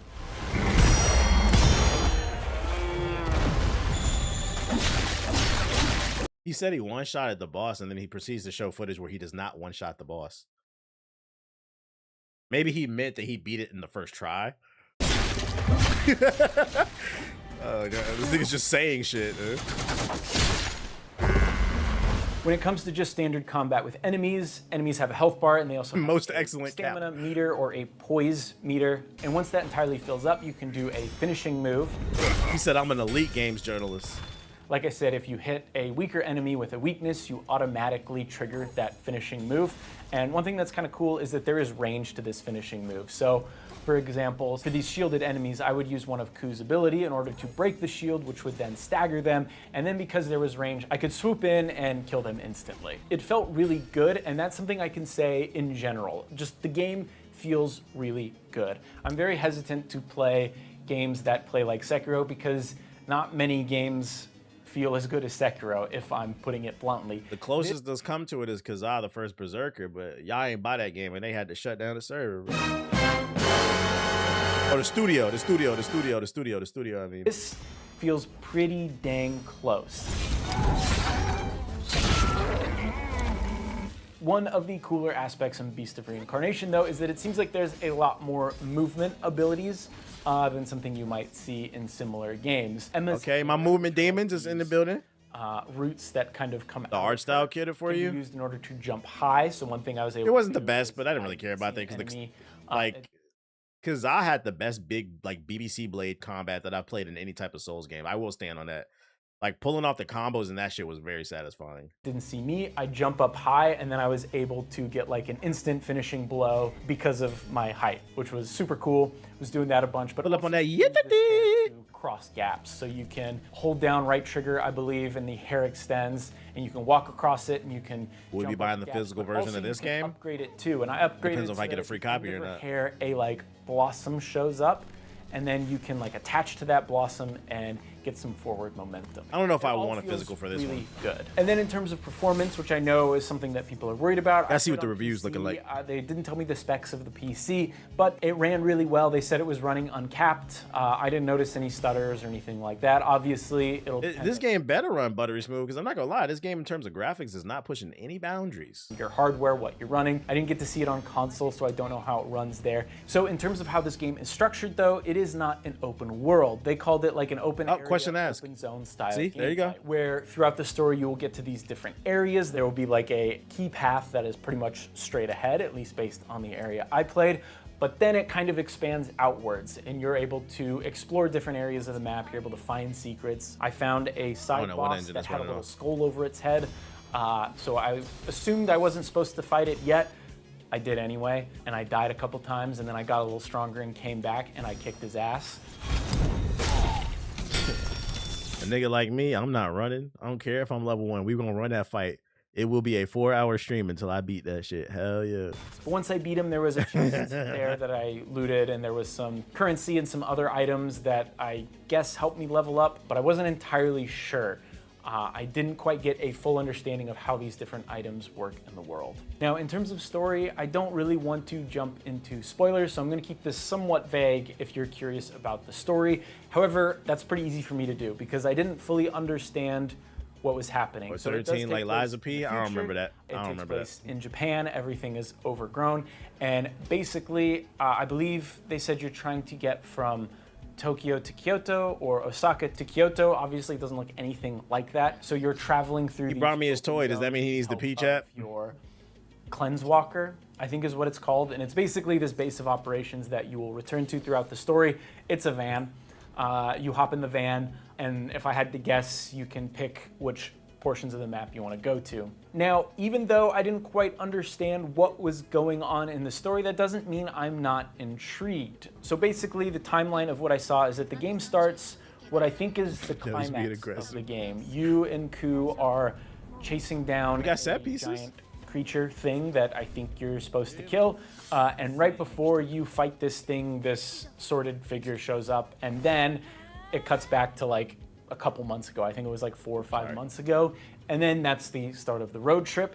I fought that catch. boss I was talking about earlier, and then I got a flashback to when Emma and Ku meet. There are a lot of specifics in Good dog jargon versus Ku, in who this wins? world that left me a That little does is a wolf. confused, but the core of the story is between Emma and Ku, and I think it's going to tug at the heartstrings. Can't say for certain, haven't finished it obviously, but the music, the visuals, the way Ku and Emma meet at the beginning kind of got me.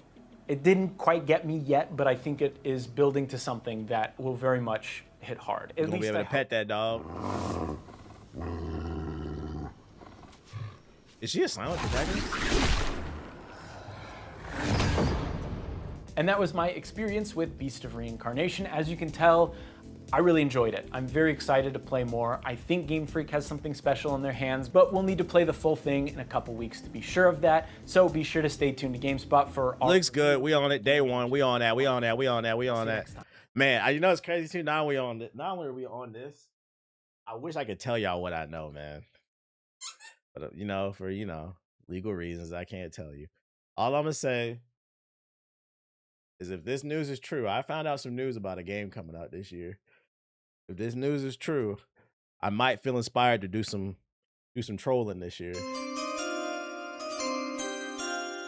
I can't tell you what it is because for legal reasons, don't even bother. And even if you guess it right, I won't confirm it. But that shit had me dying when I found out today. It's good to have friends in high places. Let's see. Beast of Reincarnation. That looks good. What else we got? Trailers we got.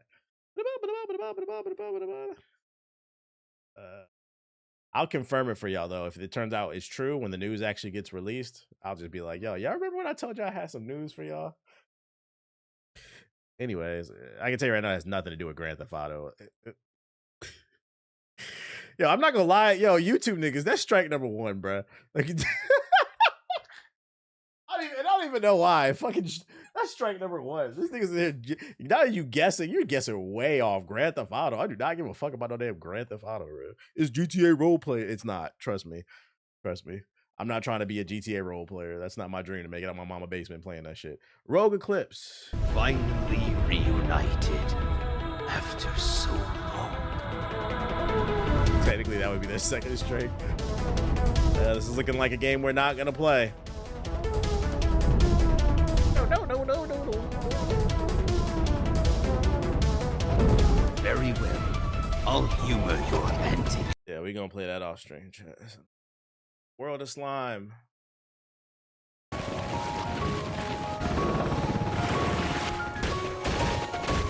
this a Pokemon clone? Oh, what's this? How are we feeling about this Pokemon game?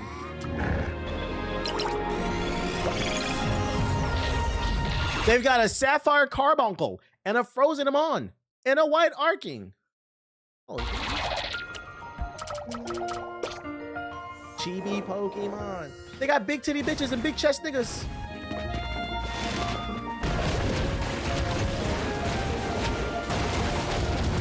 I mean, honestly, it doesn't look bad. I don't know if I'd play it, but I feel like for people who are sick of Pokemon, this might be it. Oh, god damn it. It's a gacha game. It says PC. Fucking play the trailer. It says, bruh. And the fact that this screen is super short, they trying to hide this shit. This shit is a gacha game. PC and mobile, that's always the gacha that's always the gacha combination. And then what makes it even more that it's a gacha, in the trailer it says this is no gacha. This is a gacha game. Why would you put that in the fucking trailer? This shit is a gacha game, bro.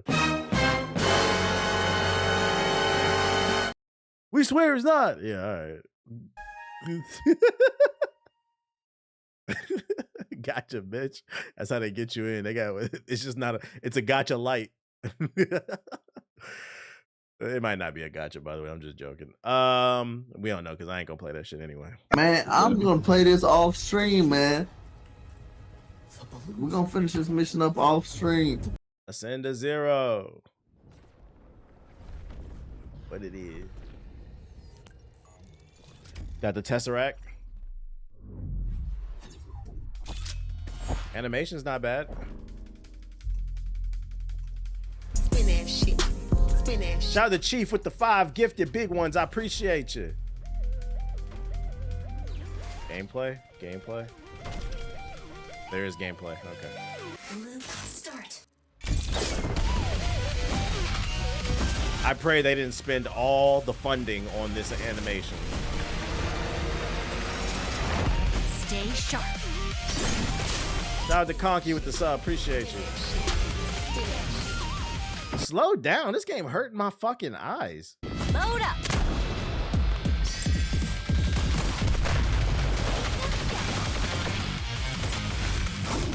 Stay close. Dylan said DreamCon should be 4 days. Damn, 2 days are fucking not enough.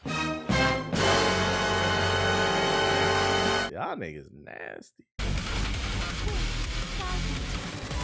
All aboard. I'm telling you, I'm waiting for it. It's gonna happen. Somebody gonna put out a tweet and it's gonna go viral. Man, I caught the clap at fucking DreamCon, bro. Y'all bitches nasty. No, you nasty too. You don't want to have an unprotected sex with a bunch of people you don't fucking know at a weekend event. Nigga, I don't want to hear that shit. Ooh. System live. Yeah, we not playing this shit. We not playing. I feel like they spent all the money on the animations, man. Pregnancy. Yeah, I got pregnant at that'd be crazy. I got pregnant at fucking DreamCon. Where I need the 7 niggas I talked to this week to DM me. You know who you are. And if you don't DM me, I'm gonna put you on blast. Agefield High, rock the school. When boys became men, You're the only guy the girls The are fuck is talking this? about. cool kids ruled the halls. And hot teachers were the only reason to show up to We school. don't need any more naughty We got Bully 2 at home. boys around here. Well, in the town of Agefield, 3 dudes were about to graduate and make their mark as legends. You gotta prove yourself. With a little dare. Inspired by the raunchy teen comedies of a bygone era. Just like in the movies. You sneak in, wait until she starts showering. Bully Jr. Quick photo. Oh my god. Agefield High comes soaked in a pop-punk soundtrack and the colorful early 2000s aesthetic. Live once again through awkward times. You don't know him like I know him. Embarrassing attempts. Hey, Cheesy moments. Hey, And things that teenagers experienced Hey! way too early. No one gets pregnant on my watch. Face perverted teachers around campus. We know exactly what you're doing. This is definitely an early 2000s game because in this game I haven't seen any black people except for that one character right there who's the comedic relief. That's definitely some early 2000s writing. They only exist for comedic relief, but other than that, no black people. Watch. Face perverted teachers around campus. We know exactly what you're doing. Fight dickhead jocks in the quirky small town. I heard you're getting ready to throw your own little party. Don't hesitate to make an awkward effort to get the girl you like. Lisa! Experience this small Whoa. open world game about 3 rebellious friends coming of age that want to make their mark as legends in Agefield High. Rock the school. Add Agefield High, rock the school now to your wish list. Let's talk DeBonce and Darren Peterson. I think the I don't even know what I just watched. Chat. I'm like lost. I was just like, okay, like that shit like ass, bruh. That shit like ass. But I get why they made it because I mean, like they trying to appease the bully audience. Rockstar won't make it because they're too addicted to making money off shark cards. Somebody's got to do it in Unreal Engine 4. Then we get an AJ DeBonte video randomly. Damn, Colin Coward is only averaging like 2,000 flip or some shit. God damn, you would think a mainstream radio person like this would get way more views. 1,000, 500, 100 on this clip, 200.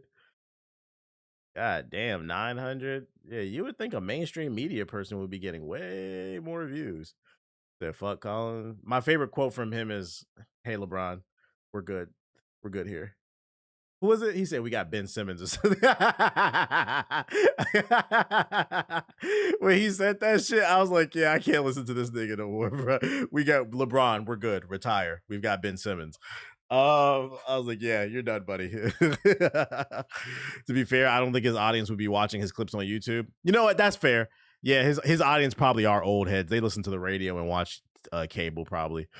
What is this? Discussing films. Joe Rosso won't reveal whether Doctor Doom has a connection to Tony Stark in the MCU. It will all make sense when you watch the movies. We are back to phase 0. This is starting over from scratch. We want to make sure everybody feels like they're not leaning on anything from the past, and that's why we brought back Tony Stark. So nobody feels like we're leaning on the past. These niggas are full of shit. Full of fucking shit. What the fuck are you talking about, dude? Just say watch the movie, you'll find out. Revisionist history. Yeah, we're gonna act like the black guy from the future didn't exist. But anyways, let's get on the game. Let's boot it up. We getting on that Batman and Cap in the movie too. They bringing back all the people, bruh. Yeah, Panic Pivot. I'm getting towards the end of this game, I believe. Translation, we got no ideas. Hey, but to be fair, unfortunately, we probably all gonna be in that movie theater.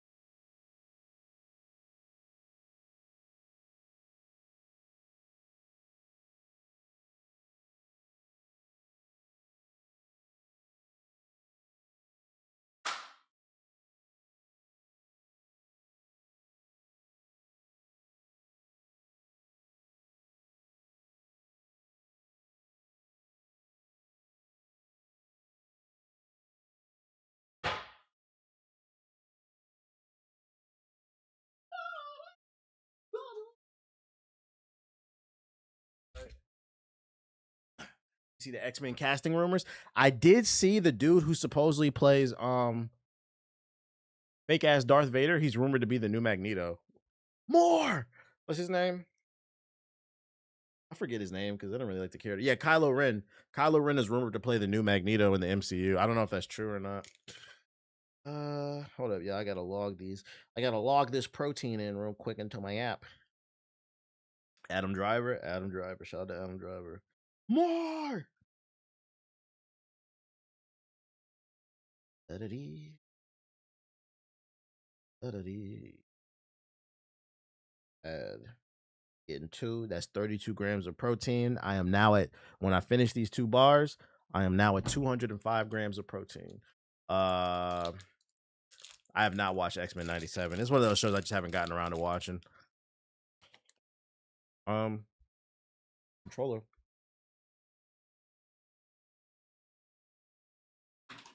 Ah.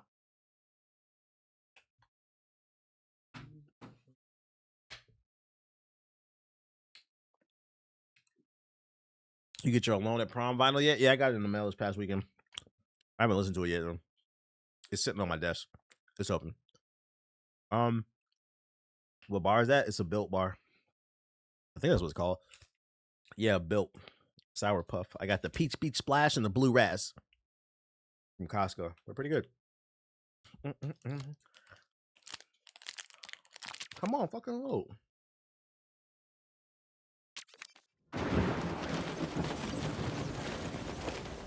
You guys get your protein in? Huh?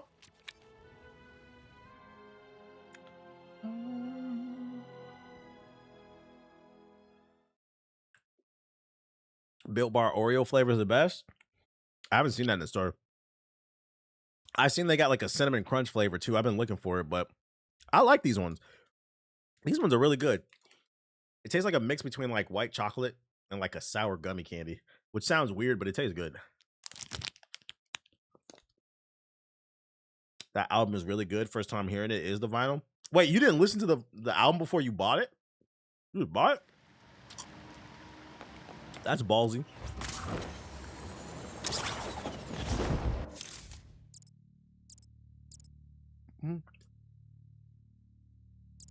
There goes Hokage not putting us on anything. Somebody gotta do it. Alright, let's do some of these side quests. I only ate 1 today. I've been slacking. You know you fuck up your metabolism doing that, right? Something I'm guilty of too. That's why I be force feeding myself. It's my off day, Caesar salad today. It's been my off day for like the last 3 or 4 days. I hurt my back on Thursday, fucking deadlifting. I strained it, so I've been taking a few days off. That's why you heard me earlier say, when I got up. My back still hurts a little bit. It's better today. I feel better today. Like, I just been walking. I still don't like the way. But a couple of days ago, I could not bend over. Calling all units. Assistance required in Newtown. Confirm reports of someone not following the rules of the road. Over. Where the fucking animal at? Should I pause? What I gotta say pause for? I said I hurt my back doing deadlifts, and you said I gotta say pause. Why I gotta say pause? Where's context behind that? Yeah, you little skinny mini ass niggas are so fucking weird, bro. Y'all be trying to make everything gay. That's gay. Let me tell you why it's gay. I said, Sure does rain a lot. I hurt my back doing a deadlift, and you said you gotta say pause. Why? You're the one whose brain went to dicks in the butt. Like, what? What the fuck is wrong with y'all? I'm not even bad. It's just weird. Like, y'all be using pause incorrectly, man. Like, y'all be overly thinking about that shit, bro. Y'all just got niggas on y'all mind, bro. That shit is fucking funny. You like y'all in a good mood today. That shit didn't make me mad. Like, okay, I guess. Weenie hut ass nigga juniors who only bench the bar always saying shit like that, bro. You gotta say pause that. No, I don't. Why? Like, you know how much time you have in the story? Nah, I don't. I'm just gonna go over here. I'm on chapter 5 of 6 though. And I think I'm like halfway through chapter 5, so it's not much. I'll definitely beat the game this week. At this point, I'm just doing like side shit to do it because I want some more upgrades.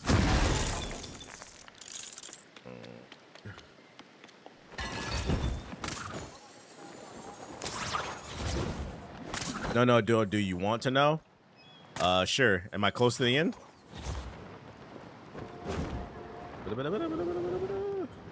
Chad, I'm playing Batman today. Pause. Okay, guys. Like, we okay, Chad? Sets of bad guys having a disagreement. Maybe it's because you don't know what a deadlift is. Maybe that's what they got. Oh shit. Even still, that doesn't make sense because like a deadlift doesn't sound sus to me. I see Conor McGregor's fucking knee blow out. Who paid for that fight? Stupid. I saw it on Twitter. It's just hella annoying when Cam and Mace do it. You could beat the story tonight if you skip the side content. It's like 2 hours at most. My problem with rushing through the story is I don't know what I don't know what to play. I don't have nothing to play. You said you couldn't bend over? How's that sus though? I'm not gonna lie, that's even that's even gayer, bruh. I said I hurt my back from doing deadlifts and I couldn't bend over, and the first thing you thought about was dicks in the butt, bruh. Like that shit is crazy, bruh. I literally explained to you what. Yo, just shut up, bruh. Yo, live your truth, my boy. Live your truth. Oh shit, that's fucking funny, man.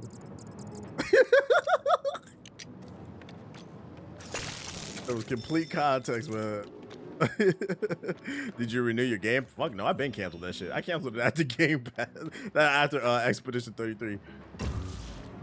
Hold up. Did that activate it? No, because this joint right here, I gotta real tears, like what? Yeah, all I'm getting at this conversation is some of y'all have never been in the gym before. Y'all don't know what a deadlift is. Like, oh boy, I appreciate the laugh. There's another one down there. How do I move this though? Ain't this Connor the second time fucking up his leg? It is. Gym clothes and gym memberships are expensive as fuck nowadays. Sounds like an excuse to me. You know, you don't have to have 14 outfits. I'm gonna be honest. I only got like 5. I just wash my clothes. Did I not hit that? Let me see.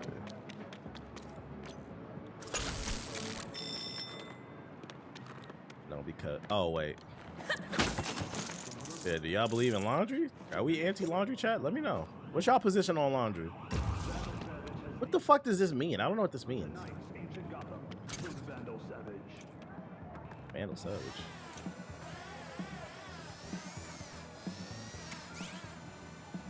Oh, you just stand on it. I'm an idiot. Well, I think I did it correctly anyway because I used the drone. And then... Well, no, you gotta use Batman. You gotta use Batman. I was overthinking it. So we're gonna put Batman there, then we're gonna control her, cancel that. Oh. I haven't seen him so well. Watch clothes every Sunday. I watch clothes whenever I feel like it. Right? When we find out y'all not washing y'all clothes, y'all wearing the same drawers? Yeah. Be honest, chat. Who got the same drawers for the last 3 days and they watching my stream? I'm gonna ban you. Now we're getting somewhere. The thing about a gym membership though is it's only as expensive as you want it to be.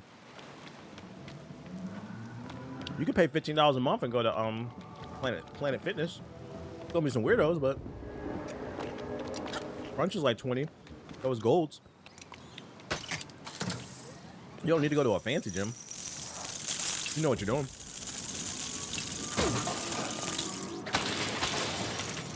And then also, even if you don't want to go to a gym, you can get a lot of results from calisthenics. I don't know if y'all are aware of this. A weighted jump rope, some push-ups and pull-ups will go a long way. Some jumping jacks, air squats, jump squats, pike push-ups. Shit, planks, side planks. There's a bunch of different tricep exercises you can do. I don't know, man. That's you making excuses to me. And also, if you really wanted to go to the gym, I don't know if y'all know, if you're a AAA member for like your car, you can get a discount on gyms if you go into the website. Oh, a piece of candy right there. Look at that. Look at my gym yeah, the complex in my gym is my complex's gym is nice too.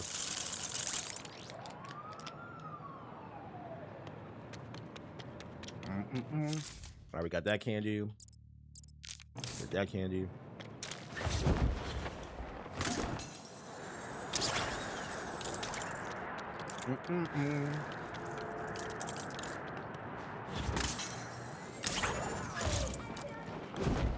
But yeah, I don't know. Do I want to rush and beat this game? I don't know what I'll do afterward. Like, what would I play? I don't have a consistent Battlefield team. In some cases, you can get your gym membership reimbursed, I think, too. Yeah, especially if you do a job that requires you to like be on camera, like physical appearance is important. NBA The Run. I don't got a run team right now. College football 27. Shut the fuck up. Not playing that shit. Where the fuck are the batteries at? No, I need batteries. Spark at 0. Did you fall off Sorrows? Nigga, Sorrows fell off. It's crazy. You know, the crazy thing about Sorrows, I got so much hate because I said that shit was mid. Apparently, I wasn't the only one that thought that because that game didn't nobody buy that shit but me. Fuck that one because it's locked up. We'll go do this one. I heard that Doom DLC's fire, but I don't want to play the base game. The base game looks boring. Have I bought new outfits? Nah. Should I? Oh, I think I bought a few. For Batman. Yeah, only 300K bought that shit, yeah.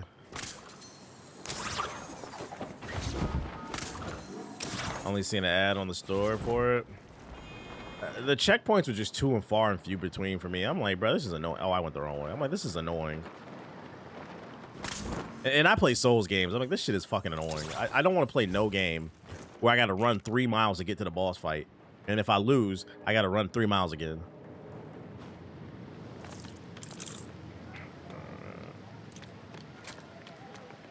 We need Catwoman. So, that door won't open without the. Can I interest in a game called Gory Cuddly? Help on this one. What's Gory Cuddly? What is that? High tech help. Is this an ability I don't have? This is dispatch. Head to Old Gotham North immediately. Or maybe Looks like my a bad pussy. guy skirmish is breaking out. They can't do that. Over. Oh my god. The run bad. The run NBA. The run gets old after a while. You talking about NBA The Run? Invincible's waiting for you? Fuck no. Yeah, NBA The Run doesn't have a lot of content. It's pretty bare bones. So like you can only play it every once in a while. I feel like you need Bad Girl. That's what I was thinking, to do that button. Anyone waiting for a hero? But then she was like, okay, there we go. So it doesn't matter if I don't have Catwoman? Why is that cat so fluid? Why not? Time to do the really hard. You like Evil West? I played it. I streamed it. It was cool. All right, let's do it. Oh, shit. Let's rob this motherfucker. We can play Invincible. Nobody's playing that game. It's like 50 people online.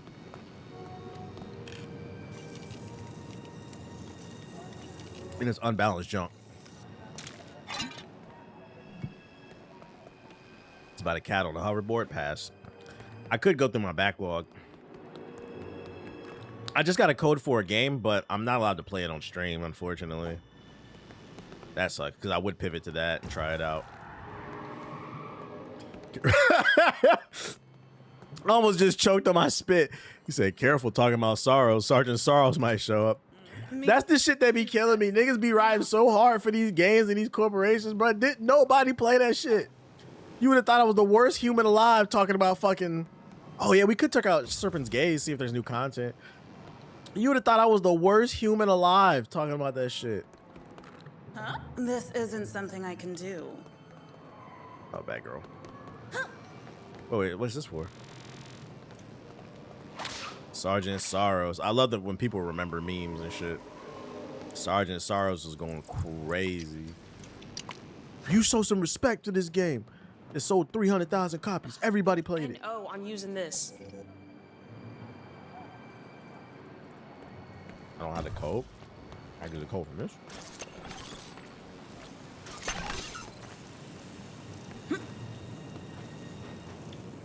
Where's the code at?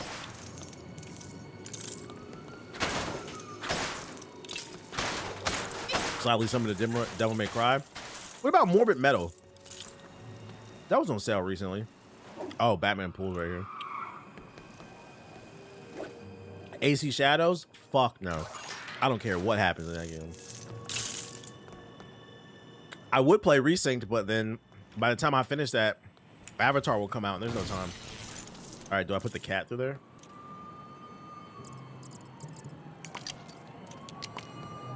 Like, I don't want to start no long ass game.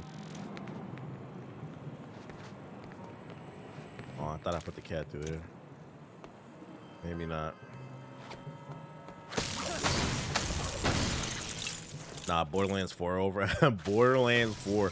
I forgot that game came out. Borderlands 4. That game sucks, man. You could finish Alabaster Dawn. That's a good one, yeah. The plot the drone. thickens. I didn't know you could put a drone through there. I swear this game does a piss poor job of explaining mechanics. And then you just randomly get a hint out of nowhere. Like, I've never done that before. Is Resync really that long? Yeah, it's like 40 hours long on average. Gotta see that. What's the Steam DB on Borderlands 4? Probably better than Marathon. Poor Bungie, man. Marathon was a decent game, but it flopped. And I'm just, at this point with Marathon, I'm just waiting for, we're shutting down the servers in the next year. Because I know the jokes are going to fly. And then Sony going to blow up Bungie. Like we told you, stop making them fucking extraction shooters. Nobody wants that shit, man. I'm not trying to extract shit. Would you trust Bungie with SOCOM? No. No. Absolutely not. They need to bring back the old SOCOM team for that.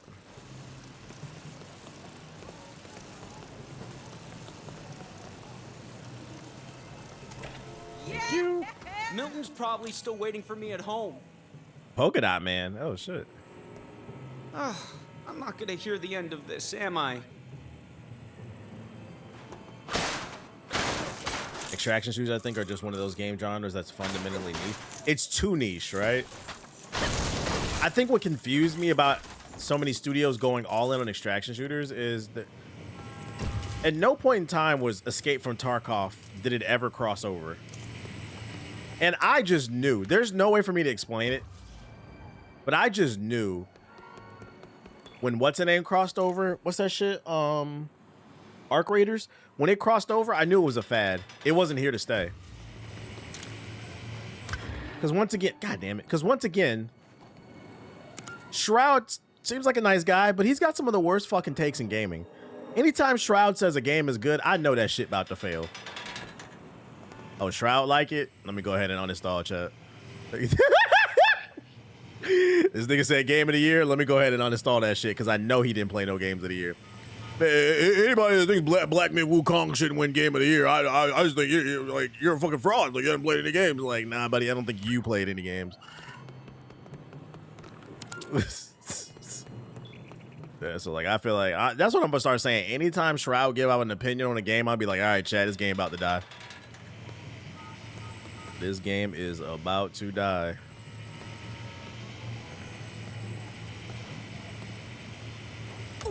Come on! No.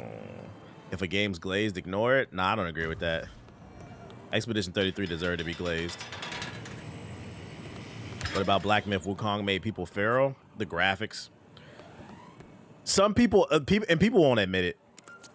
Some people are just easily impressed by visuals. So they equate that to like the quality of gameplay.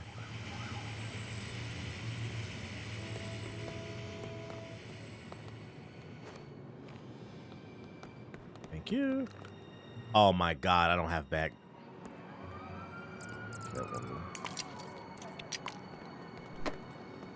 I'd argue he ruins communities. Every game he touches, it gets weird after.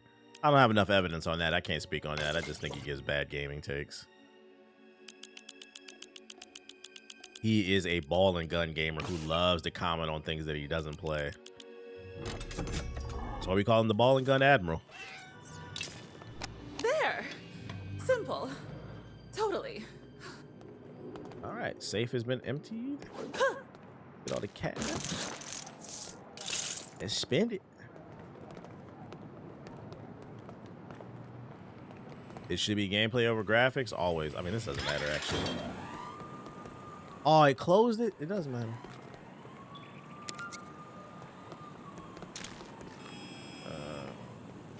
The ball and gun demon lord. The ball and gun prime minister. Need to focus. Oh shit. Shout out to the ball and gun prime minister. We got a new outfit, Batman the animated series. How do we change outfits? First of all, I've got to play Batman. Can't call for the bat. You watching the streamer you this week?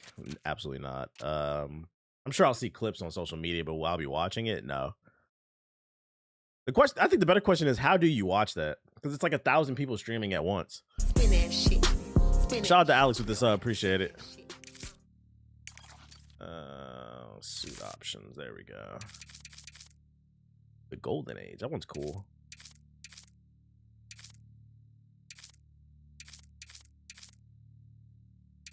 Great Ghost. Year Zero.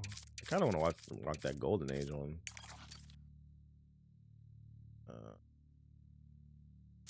I'm sure for watching agents classes. Yeah, that's maybe the one thing I would watch. New Batmobiles. Still ain't unlocked no new shit. Alright, let's see Catwoman. Outfit. What's the what the fuck?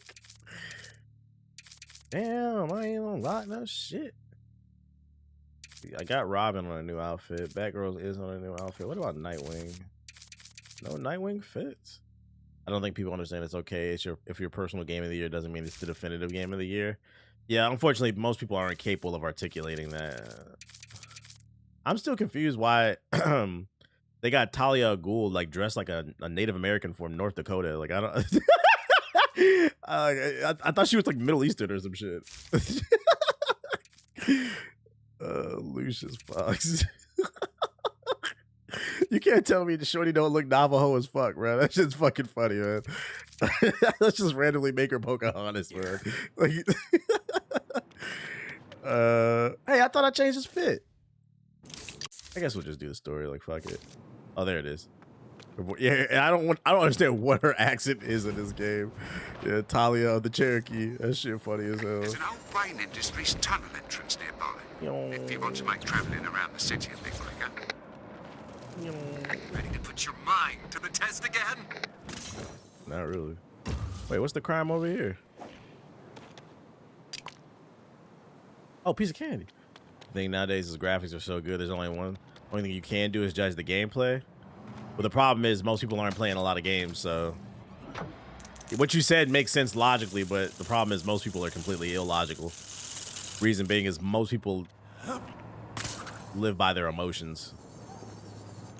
That's why I constantly repeat myself on the stream the most basic concepts. Because people filter things through their emotions and then they wonder why they fucking fail.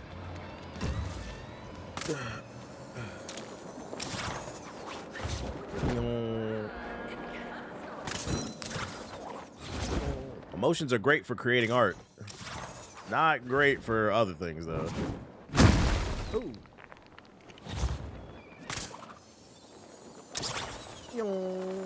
Bro, what the fuck is this game doing? People were in my TikTok comments saying some bullshit, talking about Bethesda is bankrupt.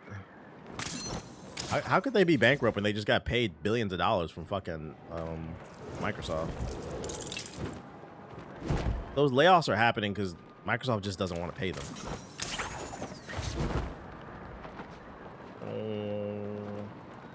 This is a cool costume. The Batman. Shit. I quit talking to a girl today because she act like that. Act like what? We're on our way to the tech.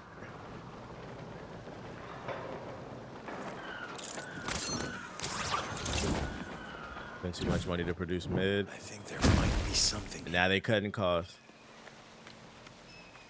All right, let's see. Blue flower. Could be just a coincidence. Maybe there's another clue nearby. Crazy purple knockout gas. How's the story? It's serviceable. It's a kid's game. It's just paying homage to a lot to Batman's history. The final World Cup match happened in LA. How well do you think LA handled it, or does it show LA can handle the Olympics? I mean, it's been fine for me. I don't know. I feel like the Olympics is a whole different beast in comparison to the World Cup. The Olympics is bigger than the World Cup, ain't it? This is every sport. So it's kind of hard. It's hard to judge if LA is ready for the Olympics based off the World Cup. The World Cup is just soccer. You need a whole bunch of different venues for different sports. My gut tells me LA will never be ready because I mean they can't even handle basic traffic. That door. No way I'm getting inside. I need Talia. Why does this moron keep running into the fucking door? What the fuck is this game doing, bro? I can't figure it out, Dick. What do I do? I'm supposed to be Batman. I'm supposed to be my plot armor is supposed to get me through this door. Man. So does she teleport through? There we go. Fucking idiot. Damn, bro, again. Oh, y'all couldn't see it because the camera? My bad, my bad. I should make the 3DS smaller. You're not wrong. I sadly been watching Love Island and looking at the discourse online about it. We all need to pick up some books. Ah, that's more The children can't read. Now to look inside that crate. The children can't read. Piece of candy.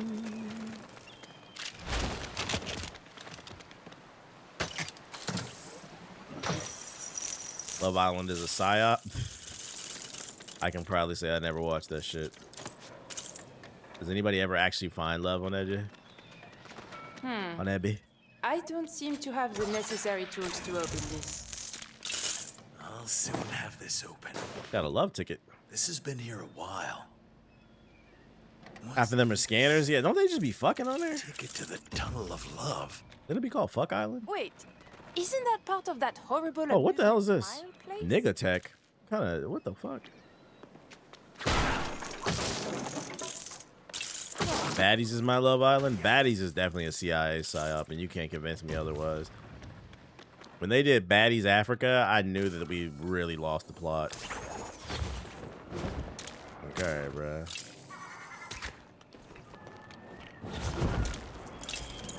Baddies! Pose for me. This is dispatch. I'm good. Incoming crime alert from Tri. I'm fucking good. Suspects being really mean to someone. In progress. Over. Don't touch her.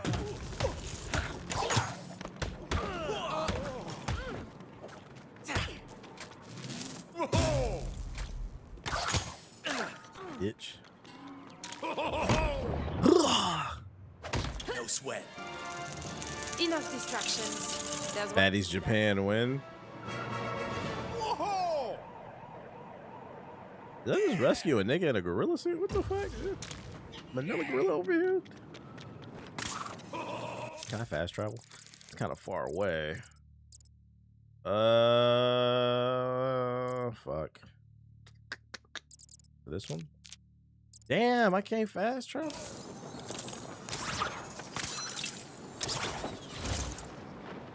You must be talking about Hutta. I don't know what that means. Question is, what's an actual good show that's out? The whole Zeus network is television crack, designed by the CIA.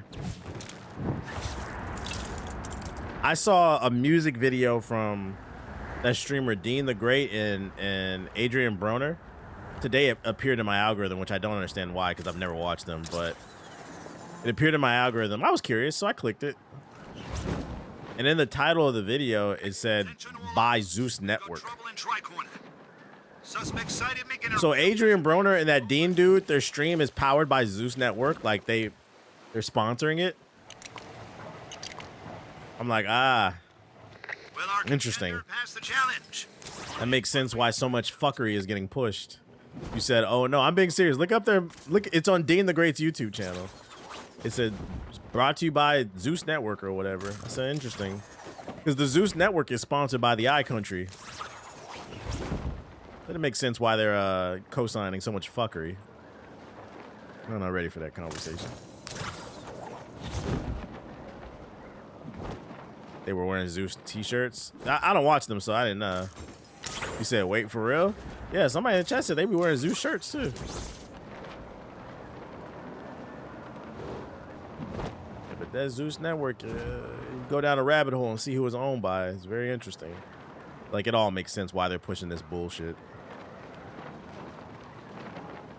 Been watching a couple romance animes, smoking behind the supermarket. Smoking behind the supermarket, that's a funny name.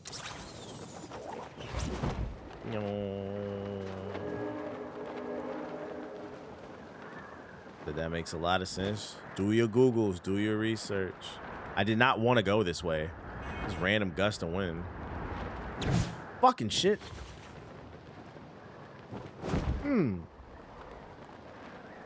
Heard that anime is really good. I saw Crunchyroll just announced their summer releases. I saw an article, but I didn't read it. Is there anything that looked interesting that's coming out? New shows?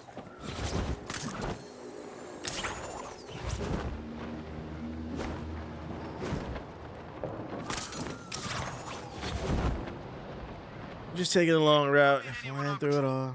Urgent help needed in Newtown. Tanya the Evil? That's right. No, we're definitely on Tanya. Are you caught up on Daredevil? I didn't even watch the last season of Daredevil. I tried to watch the first season of Daredevil Reborn. I fell asleep during episode 1 and I just gave up. Not because it's boring or it's a bad show, but you'll understand when you get older. Like sometimes you be in the mood to watch something and you finally get in the mood and then you fall asleep and it's just like, fuck it, bro. Like, whatever, dude. I just stopped caring. I'll probably watch it eventually, but that shit is crazy, man. So Phantom wasn't lying? I don't know what Phantom said. What did he say? It was fire. I just finished The Boys. I'm ready for NBA. I'm ready for the NBA season. 26-27 season. That's what I'm ready for.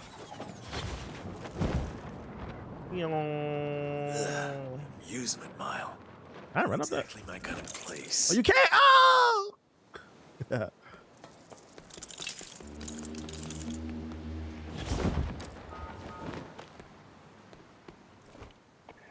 Hey,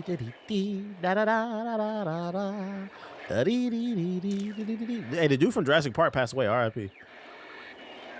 It seems like I enjoy basketball the more the older I get. Cause ball is life. The fuck? Gotta ball out.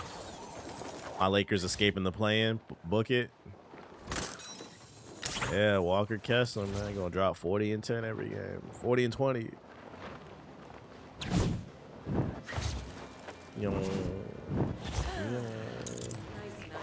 The tunnel of love is in here. Here we go. My Magic gonna be a play-in team again. The Magic didn't really change their lineup, did they? I feel like they're gonna kind of be in the same. I think it's gonna be interesting for teams like the Magic and the Pistons because they didn't really get any better, but they also didn't get worse. And I feel like the East got a lot better overall. I feel like people are going to be scrapping for that A seed in the East. It's not going to be the same as old East, the old East, I think. It seems that some pieces are missing. Maybe they're somewhere close. Same with the Hawks. Yeah, the Hawks are kind of in the same space. It's like everybody's getting better around them. Doesn't mean they're down and out, but people are definitely going to be scrapping for that A seed. A lot of good teams are going to get left out of the playoffs of this year, I think, on both sides. He's candy. They hoping Franz and Paulo get better. Franz got to stay healthy, and Paulo got to work on his shot selection. I feel like Paulo be too focused on trying to be the guy when he should be focused on making the right move. There must be a way to reach it. That's my one critique of AJ DeBonce's game too. From what I've seen, I like what I've seen, but one thing that concerns me is his ball hog. He seems like a ball hog that just wants to be the guy. And I'm like, bro, calm down. Just make the pass. Like, Bannon was saying something that he believes that some streamers are like pawns or agents. I have to pull up the clip. I would have to see the context. I don't know what that means. I also don't think about streamers that damn hard. Cool. Pull that shit. It's Summer League. You can't judge too much off of this. No, that's facts. At the same time. I maintain Franz is a better player. Yeah, I didn't see that. AJ's handles need work. He shouldn't be ball handling. It should be her pulling. Fuck. Yeah, his handles are not tight enough. I agree. But he seems like a bit of a shot chucker. I wouldn't be passing to them bums either.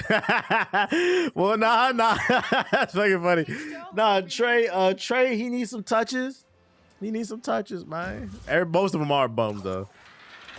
Good work, Talia.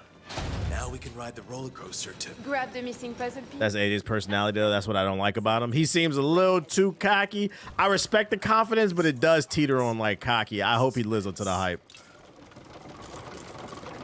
Because I do feel like he's giving me like he's giving me the same vibe as John Morant. We fine in the West type shit. I'm in just chatting. Oh shit. He's giving me that I'm fine in the West vibes. I'm like, bro, just relax, just play. Let the game come to you. Lego Batman.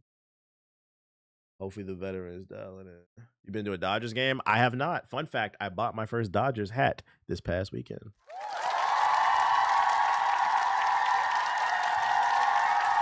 I actually went in for a Nationals hat because I needed a new one. Got to rep where I'm from. And I was like, you know what? And then my girl was like, you live in LA now. You need an LA hat. And I was like, all right, I got a Dodgers hat too. Woo! It's funny too because I bought a Nationals hat and a Dodgers hat. It came out to $100, and my girl, like, her eyes lit up. She said, "Are hats always that expensive?" I say, "Yes."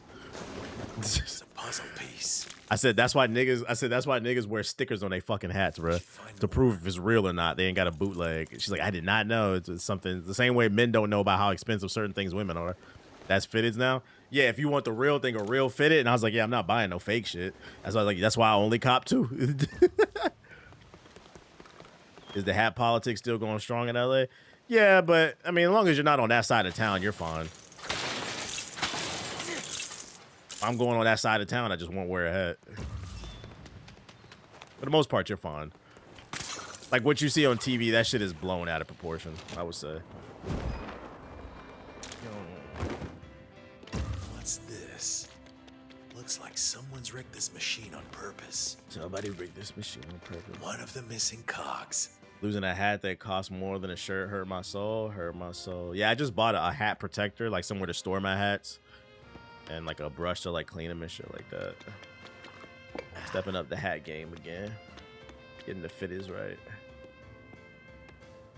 Man, it makes me like when I went to go buy, because I don't have a lot of hats anymore. Like, but I used to collect hats like a motherfucker, bro. I had some nice joints. It made me upset that I gave away. I think I donated my hat collection to like Goodwill when I moved or something like that. I had crazy snapbacks, bro. OG original Georgetown snapbacks and shit like that. Like. That cog is just what I need. The price of hats have gone up, man. They've gone up. Bro, drop that shit.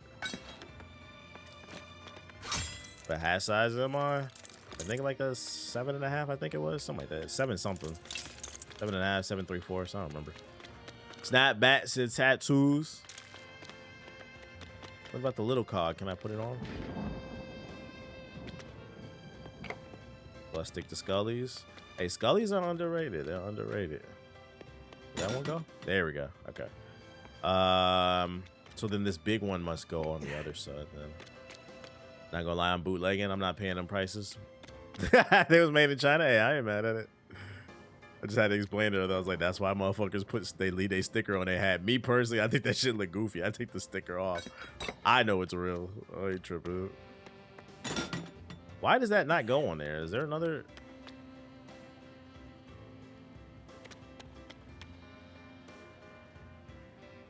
All right, there must be another one I gotta go find.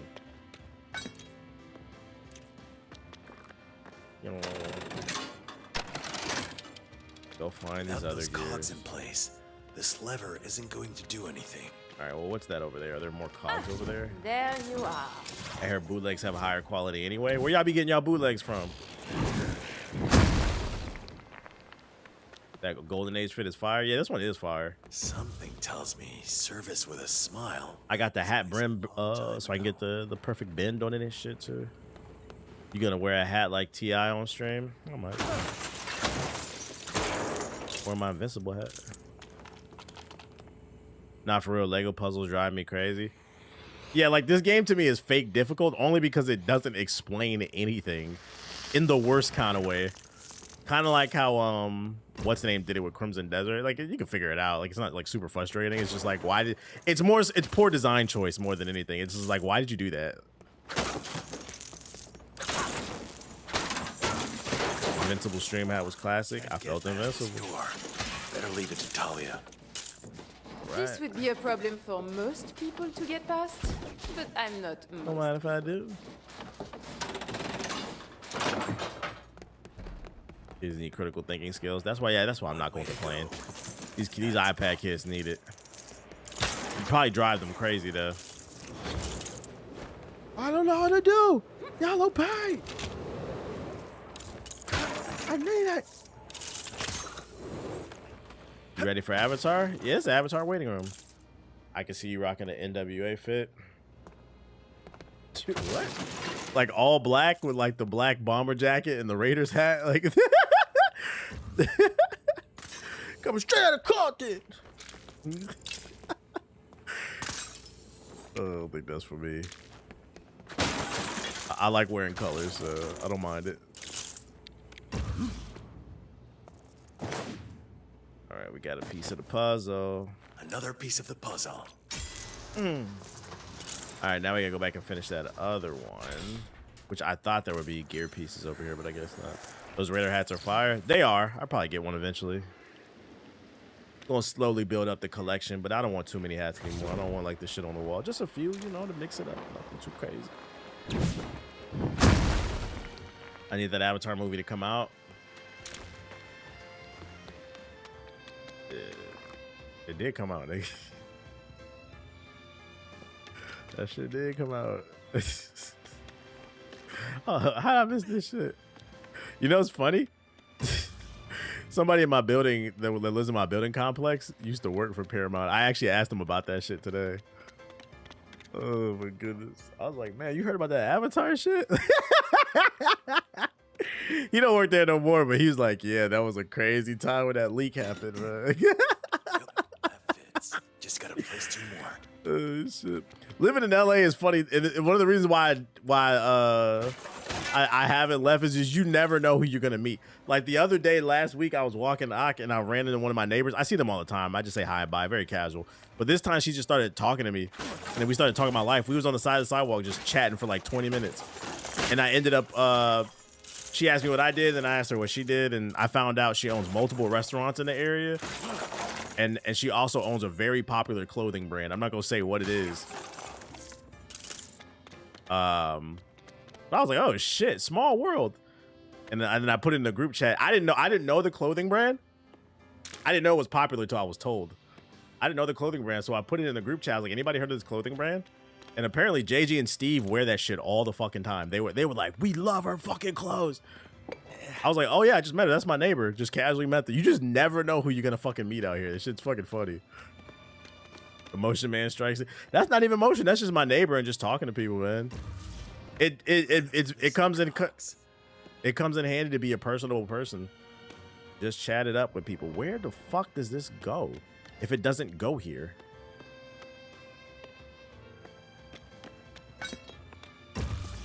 That cog is just what I need to fix the machine. Then why won't it go on there? Huh? You said it's just what I need to fix the machine. Bruh. Is it glitching? Place. It's not letting me place it. Fucking place that shit. Alright, maybe that's not the one then.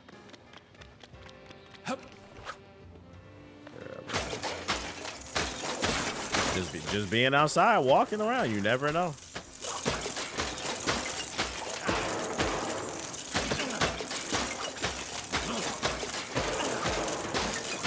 That's pissing me off. Ah, there you are. Just what I need. What do you need? I'm so lost. If that's not the puzzle piece, what the fuck is? Aki helped with the motion. Actually, he did, funny enough, because that neighbor had a dog and like our dogs were playing together. That's how we actually started talking. The dog is a good icebreaker.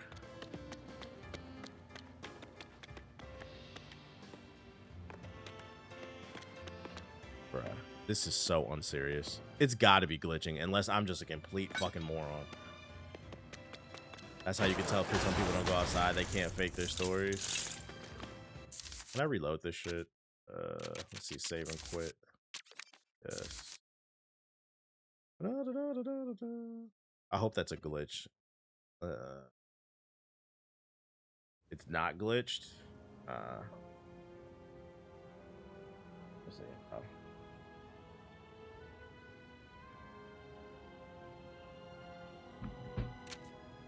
You got a rab rat it, don't worry. You can put it on the second monitor. Definitely not.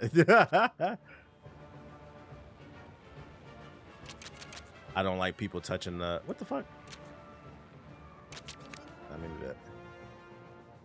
I don't like people touching my dogs. I mean, Aki's very sociable, so I mean, I just ask, is your dog friendly? If they are, I don't care. You should socialize your dogs unless they're crazy. More socialization he gets, the less he bothers me. Yeah, fuck Falcone. Hey, whoa. It spawned me all the way over here. Oh. Alright. Find the missing pieces to the door. Alright, let me just use my batch. What's this? Earth Angel. Unless you gotta put them in a certain order. Always ask if your pet a dog. You never know. You never know. You never fucking know. That's a no. That's a yes. Let's try this again.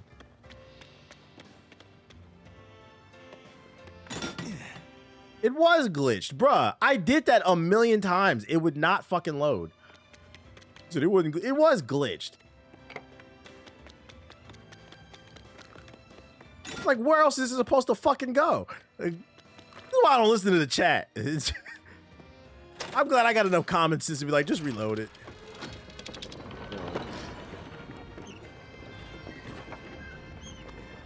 Whatever. We figured it out. We got the last piece. Yeah, there we go.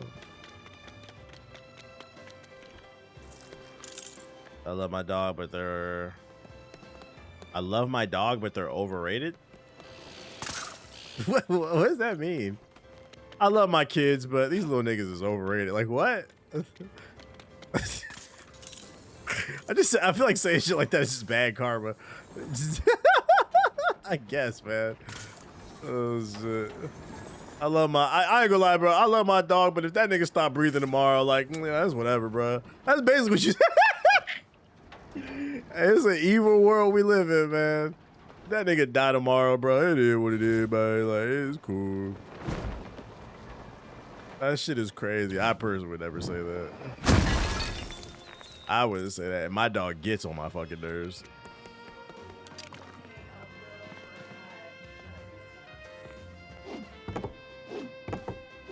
Got a puzzle. Let's put it together here. Does this turn? Okay. One of these.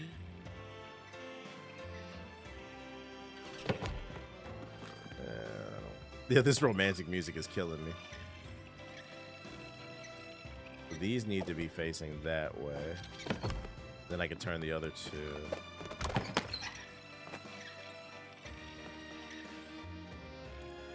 Is it not facing that way? What the freak? That's the way. There we go. Now turn those other two in.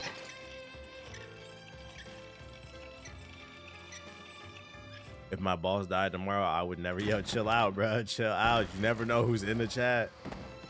Yeah, the love tunnel, man. I mean, it is a love mission, though. You never know who's in the chat. Y'all gotta chill out. That nigga gonna show up to work tomorrow. You know, Timothy, I was watching my favorite streamer last night, the Black Hokage, getting ready for bed, and I saw something in the chat. Didn't you say your username on Twitch was such and such? And you said something about death to your boss?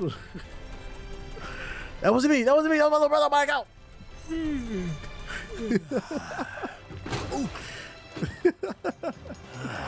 Since you hate me so much, let me give you some free time. Some extra free time, you know? You spend it home, starting today. Unpaid.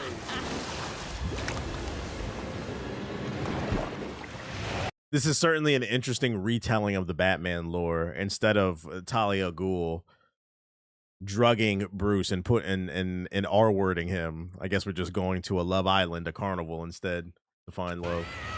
I get it, it's a kid's game, but definitely a interesting reimagining of the lore. Come, it is An actual love tunnel.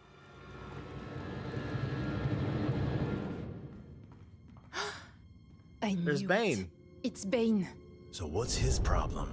He was born out of the darkness and grew into a soulless mercenary. That's a W reference. I was born in a dog. That's a W reference. He's a monster. Oh shit. Poison Ivy, Two-Face, merely pawns. Bane has been orchestrating this chaos all along. For the sake of Gotham, I will send him back down the hole he crawled out of. Don't underestimate him, Bruce. Wait a minute. I might have known. This one never misses a party. Joker, should we question him? Yeah, come on. He's in custody at the GCPD.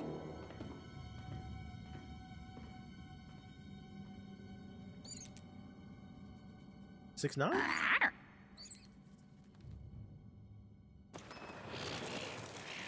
It's crazy because Catgirl's in my fucking party, or Catwoman. Oh, that's a marker over there. I was like, why does it keep telling me to go that way? Let's get her out and pull back Talia out. She's jealous.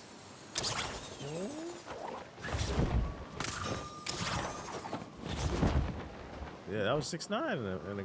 This is dispatch. Looks like an emergency in the East End. Citizens surrounded by multiple bad guys. I mean, assailants. Over. Skirt. 6'9" was definitely a psyop to make us believe snitching is okay. is that your conspiracy? You know what I really want to go to? I don't know if they have them in LA, but it's a thing and it's popular in DC. They have like little get-togethers called unpopular opinions, where like you get to get on stage with a microphone and make a presentation and share your unpopular opinions while everybody drinks and have and it's like a safe space. You're allowed to say whatever the fuck you want. I be seeing clips on because like I be getting DMV TikTok sometimes. Just the kind of tech. That shit looks so fucking fun. I would love to do that shit, bro. I'd just be fucking rambling to that bitch, boy. I got some hot takes for you, boy. You here for the Joker? Yeah, I wanted to go to one in Atlanta. Be like, I'm about to make everybody mad. Continue mission. If you want to speak, definitely look up and see if your city got one. That shit look funny, bro. We got orders from uptown. I feel like that's something you would hear on the stage. All right, y'all. So my hot take is 6'9" was a psyop to get everybody to think the snitching is okay. Cause it's not, nigga. It's not. You want to head there now? Just go to one and rage bait the crowd. Pretty much. Point of no return. You will not be able to leave this mission until it's complete. Damn, I really am at the end of the game. Is this the last mission? Chat. What the freak? Does anybody know? And they got her looking crazy. It can be. It can be like, but this feels like a final mission type of warning. I was like, damn, I thought I had like 2 hours left. Maybe. All right, we better see.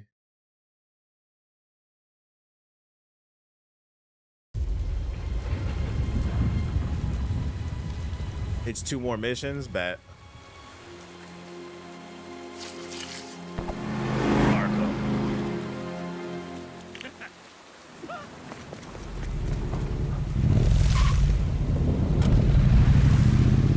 I saw one where a person said Jesus went through less torture than slaves. I saw that one. I saw that one where they said Jesus went through less torture than the slaves, and I'm not gonna lie, I would keep my. I said, huh? I mean, if you think about it, like I get. It's an interesting take. It's a fair take. Better get down here. I think our boy might be in trouble. That's why I think that shit is funny, because I'm like, yo, who? I think that's very interesting. People who think like that, it just like scratches something in your brain. Away. But you need a safe space to say that shit. Magic trick? Nope. Not in the slightest.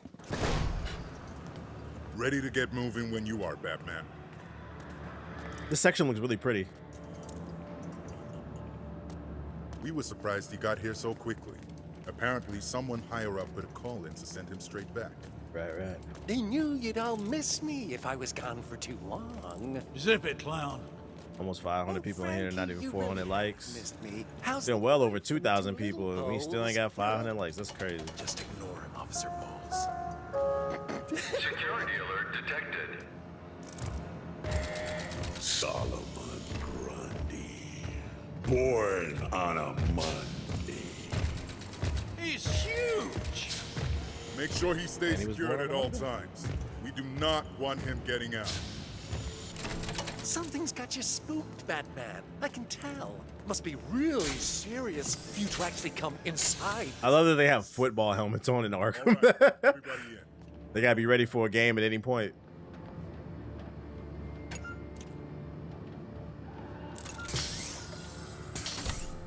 So, does your new sidekick have a name? Or do you just call her Robin to save reprinting your business cards? Ooh. Cash, how much farther to the interrogation room? It's just through here. But you may want to keep your head down. Looks like some old friends want to say hello. Don't be shy. Go, catch up. Oh, come to have another crack at edges. He is a little too happy to work at Arkham. You know where you at, buddy? I'm just happy to be employed, black man. Straight out the 70s, yeah. Job, turkey, foxy, mama, ta-da, yeah. All right, who we got? Oh, excellent. Okay, we got Deadshot. that nigga look funny as hell. That nigga Deadshot look like what's Aquaman's villain? Black Manta. That's what he looked like, bro. Where do I get my hands on? I don't know who the fuck that's supposed to be. That's Black Mask. I don't know this villain. I'm gonna guess his name is like Time Man or something. Oh, you can talk to them. Hold up. Has our rival Clock King. the test of time, Batman? I would have gotten my uniform dressed if I knew you were paying me a visit. What's his power? Very berserk coming here. You think you're so tough. Wonder how tough you'd be if this duel wasn't here. Still pretty tough, probably. His powers to be on time. Spin that shit. Spin that shit. Oh, it's Condiment King. That's okay. Yeah. Shout out to Todoroki with the sub. Appreciate it. Ain't a very popular guy. Of course, because I put you all in here. I knew this day would come. Conehead? I never thought you'd pay me a visit, Batman. You think Arkham guards get really good benefits? They have to. This is hazard pay 24/7. It's on me. I'd imagine just breathing in the air in Arkham is hazard pay. I want my rematch. Oh shit. They got my mans in here. Slade. Here, Batman. This cell can't hold me forever. Who's in there with Slade though? Who's that? Look who it is. Oh, you want some extra mustard? I've been counting down the days. The calendar, man. You again, Batman. I hope today is the day I get my revenge. All right, buddy. What the hell is this? Well. Big bat in Arkham. Why the dilly-dally? Joker gas, Joker toxin, Bane venom, just dangerous to breathe. And they probably smell like shit too. Imagine the scarecrow toxin combined with just booty juice, bruh. Let's get deadly. I hate it in here. What's Calendar Man's power? I believe he's a serial killer that kills people on specific dates. Mischief and got He doesn't have an actual power. He's just a psycho, I believe. shut case. Correct me if I'm wrong, but I believe that's what he does. You've come all the way here, the belly of the beast, just to tie up some loose ends. Does anyone know the punchline? I think Calendar Man would be like, "Oh, it's President's Day. I'm gonna kill Trump." Like, that's what he would have did basically. Here we are. Let's sync up before you get started. Don't keep me waiting, boys. Continue mission. Go sync up with Cash so I can ditch this. By the way, is this a reference to the start of Arkham Asylum? I can't remember that game. That's accurate. Bet. Where they at? Shout out to Siggy with the big raid. Appreciate you. For sure, it has to be. Yeah, I was like, I'm pretty sure this is how that game started, I believe. This is what he had on him when we pulled him in. Nothing but weapons, rubber ducks, and this. Chicken's real chewy today, boss. I'm getting old. I played so many damn games. I gotta like remember everything. This is the evidence table. The buffet table is over there.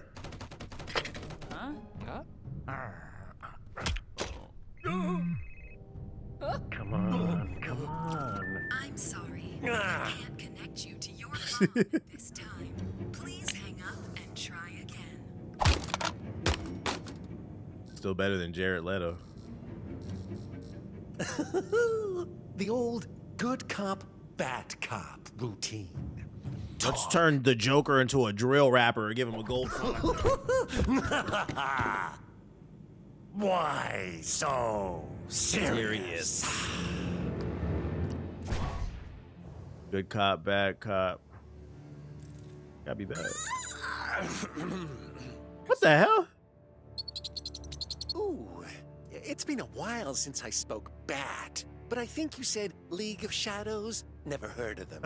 That's so stupid. Never heard of them. Let me try. Intimidate, show evidence. Tell us about Bane, or we show all your new friends in Arkham this. Bane's the big fella, right? Not too much to tell, other than he looks like he gives great hugs.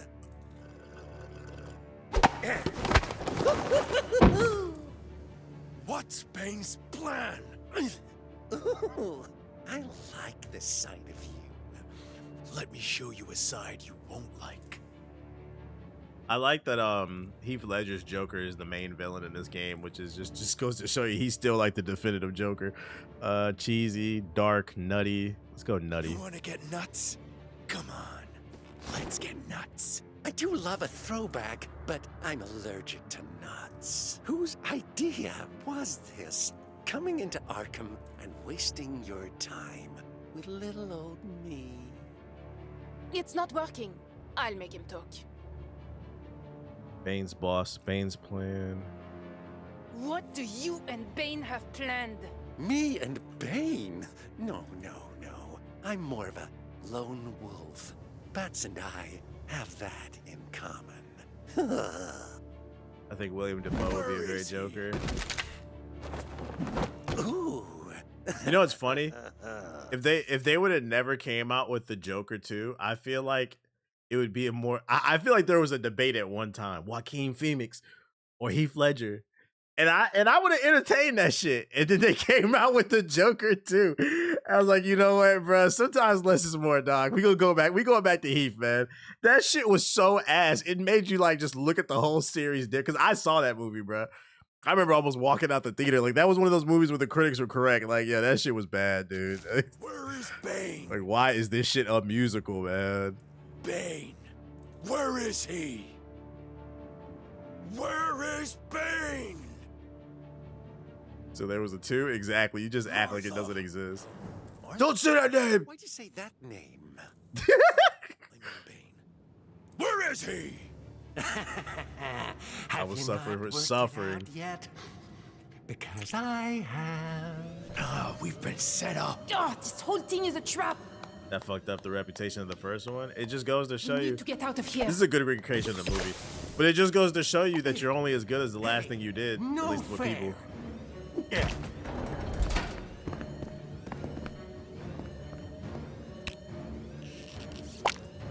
The leak. Move.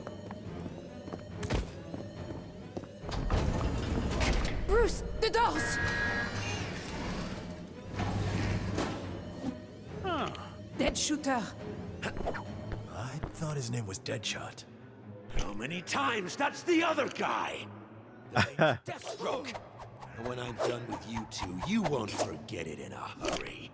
I've been digging a tunnel with this, and the whole time you had a sword? You're the worst, Deadpool! Ah, it's Deathstroke! You better call him Deadpool. I mean, Deathstroke. And you're going down, Batman. Let's go. Big boss. We gotta fight our way out of Arkham.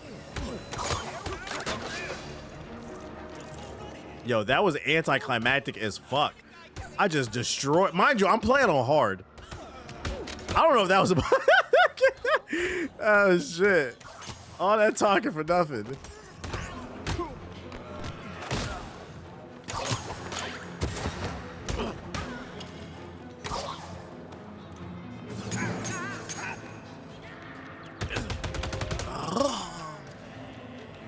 Deathstroke, Deadshot, same thing. Beat his back in. Beat his back in, chat. Damn, you ate all that?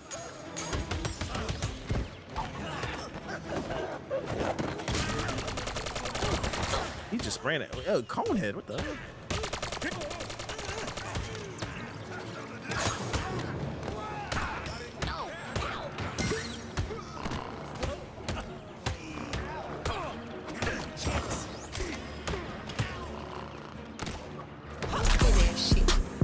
Yo, shout out to DJ Carl with the sub. Appreciate it. Get his back in.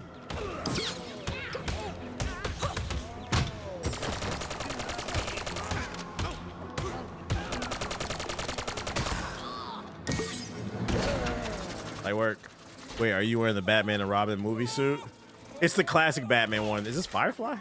Oh, Killer Moth. You were never cut out. I don't know this villain. Supervillain Walker. Damn. Time! It's Killer Mod! we fighting C tier villains. Stop the I don't think so, buddy. I don't think so, buddy.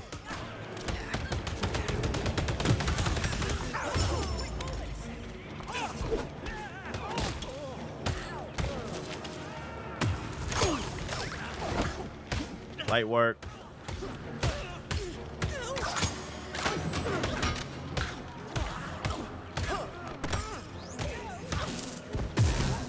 Sorry, I'm in animation.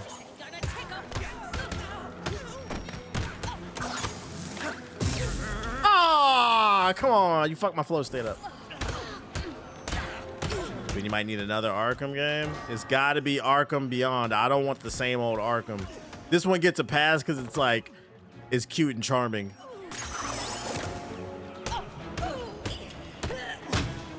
But they got to mix up the formula some.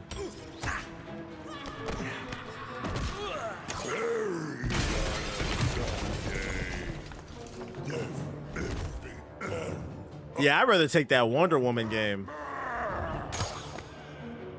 I'm sorry, shawty. No more. Solomon, don't have to do this. Absolute Arkham. I would take that too. If they don't want to do Batman Beyond, Absolute Arkham would be fire because you could fight with the axe doing combos. That would be gas. I'd take that. But like, I don't want the same old Batman. They got to do something different. The different for this game is the reimagining with the charm of Lego. But I think it's probably too early to do Absolute Arkham.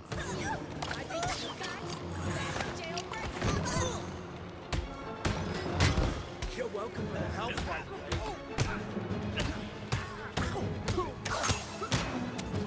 bitch. How you block that from behind?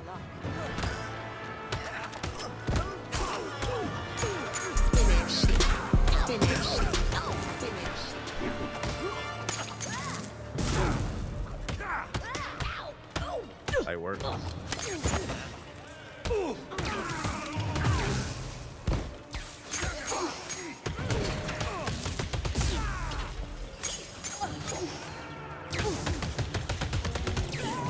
Bitch. God damn, that was disrespectful. It would be best not to linger. Oh, come on, I fucked up my shit.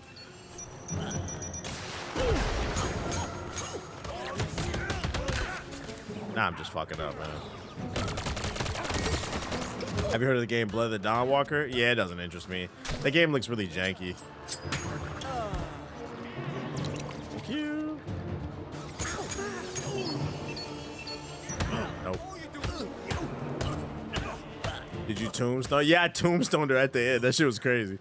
Let's get out. Like, bro, was that necessary? And they say Batman don't kill. Much more of this. We're out of here. The doctor will see you now. Oh shit. Fear the booty juice.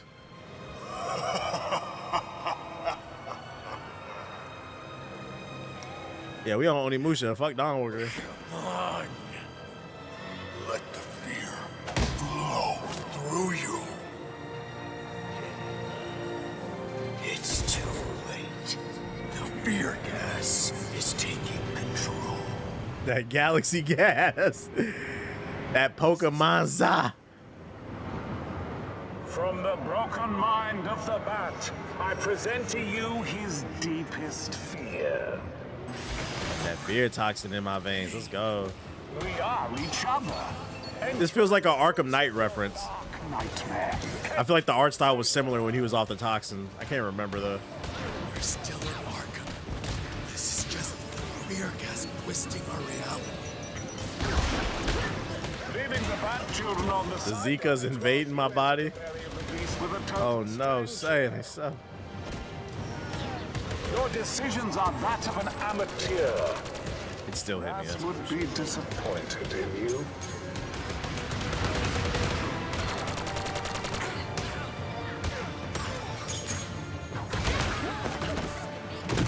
Keep fucking coming, bro.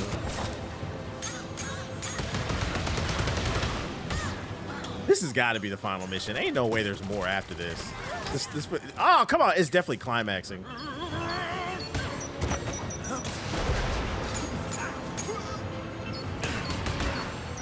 I'm fucking up, bro. I hate when you get out of like a flow state. You couldn't pay me enough to be an Arkham guard? $500,000 a year plus health benefits. Everything paid for, health benefits.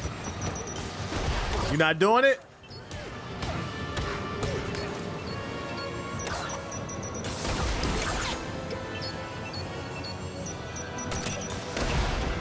He said, 500,000.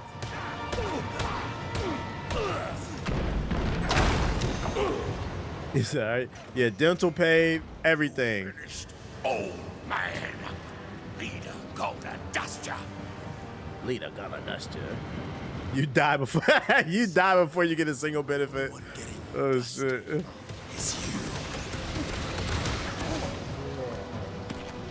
Hey, at least your family, you know, you leave something nice behind for them.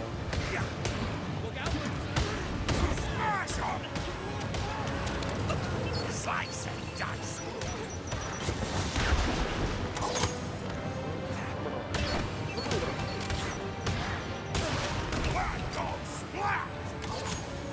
It's over.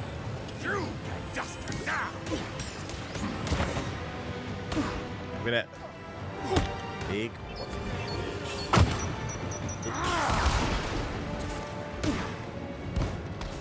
Why don't you do something, Talia?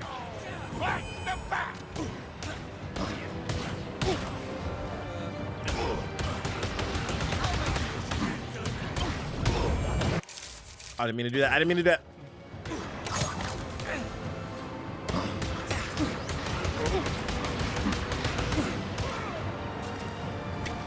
I mean that you end up dead on the second payday.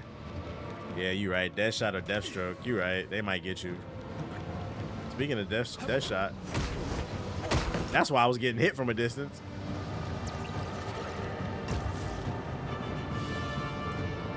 Who's next? Anybody? Oh, somebody in the corner.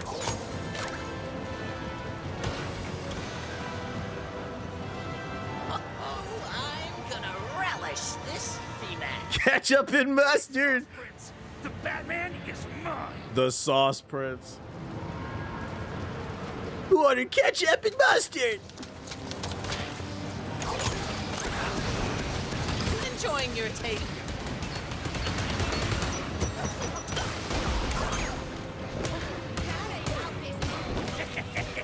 Feeling scared yet, Batman? Man, get this fucking ketchup off me.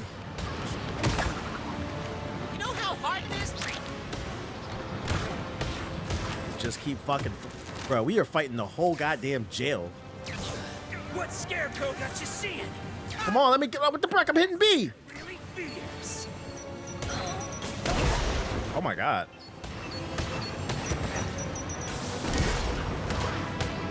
When does it stop?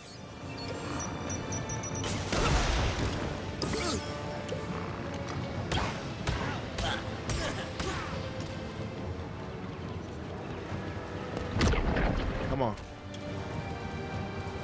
Anything you'd like to say to our former master? The League of Assassins. You collapsed an ancient fortress upon this shirtless man. This shirtless man. You don't look so good. I'm fine. I got full health. I'm good. Stay focused.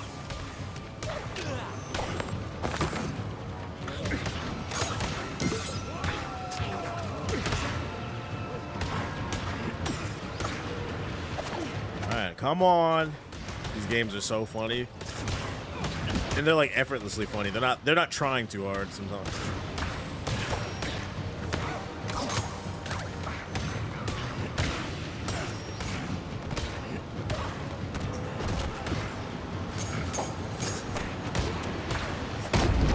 Bitch.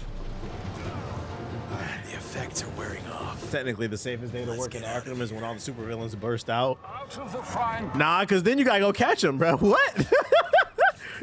It's your job. You gotta go catch them. Achievement unlocked. Oh, complete chapter 5. So it's not the end, then there's one more chapter.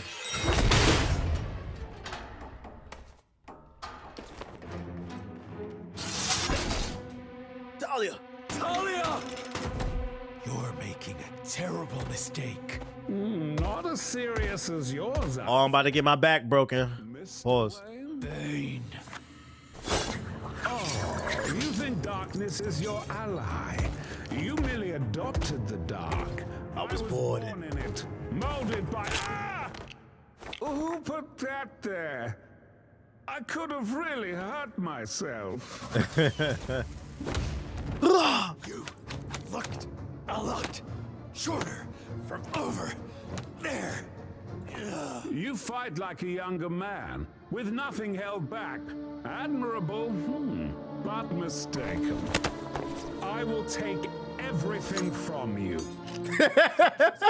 This game is so stupid, bro. He said, take that.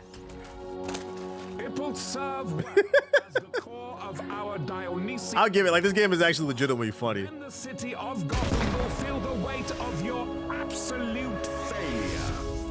Absolute Batman? I will honor our former master, Raz Al Ghul, by finishing his work. For I am the League of Shadows Resurgent. I wondered which would break first, your spirit or your body. Damn, his back breaking was explosive in this show. Body. Let the games begin. No. Bruce. Bruce. Bruce, are you okay? What's up, buddy? What's up, Bruce? Are you all right, Master Bruce? Bruce, we're here. It'll be okay. Is that Dookie? Yeah, that doo-doo butter. That absolute doo-doo butter. Chapter 6. People of Gotham! I wish you could play as Red Hood in this shit. I bear joyful guns. tidings. The Batman is no more. This is the dawn of a new era. Oh shit. Aloft your city's What an awful city, man. Imagine living here. tower hangs a primed Dionysium bomb. 4,000 a month for an apartment. Is the instrument of your liberation. It hangs as a warning to any would-be vigilantes, to any deserters, and to the rest of the nation, that this city is free from their corrupt machinations. Oh, so you ain't gonna blow us up? What? Of course I will. Basically Cleveland. But just not today. We take Gotham from the corrupt, the rich, the oppressors of generations who kept you down with the myth of opportunity. And we give it to you, the people. Me? Well, no, not you. Or you. And definitely not you.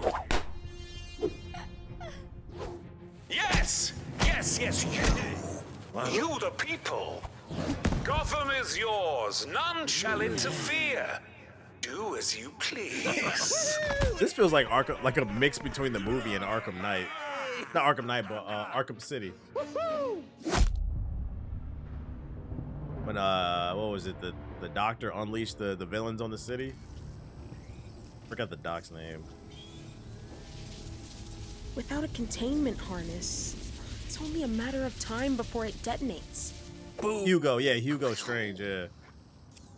You let your guard down. Oh, please, Grayson. My drone spotted you 2 blocks ago. Still no word from the Batcave? Nothing. With the bridges down, power out, comms jammed. Bruce is a survivor. Funny. It was. Yeah, that felt like a All mix this between the time trying to Arkham step games out and the of movie. his That was shadow. cool. But right now, I'm really missing it.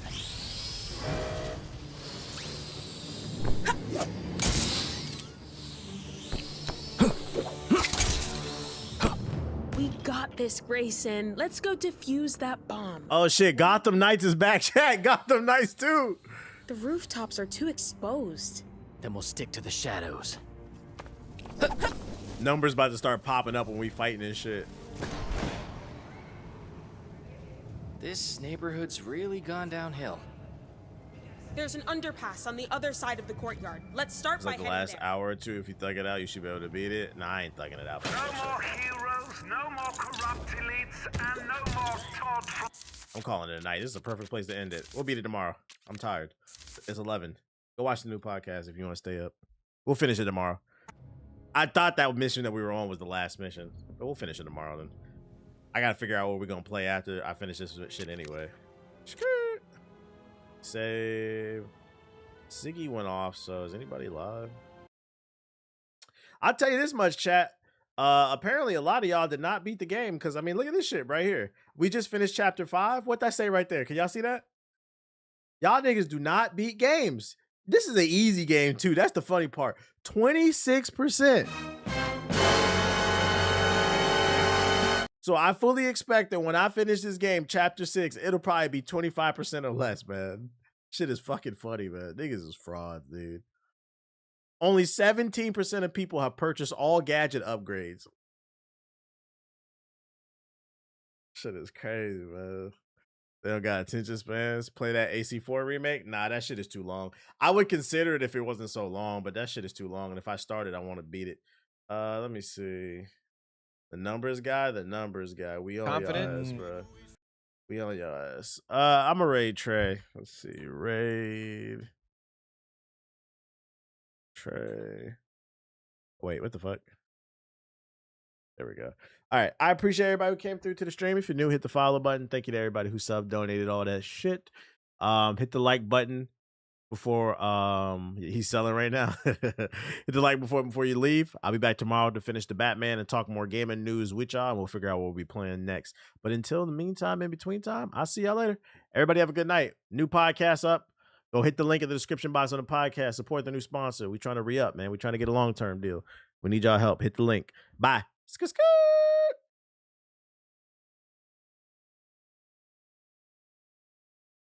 Come on.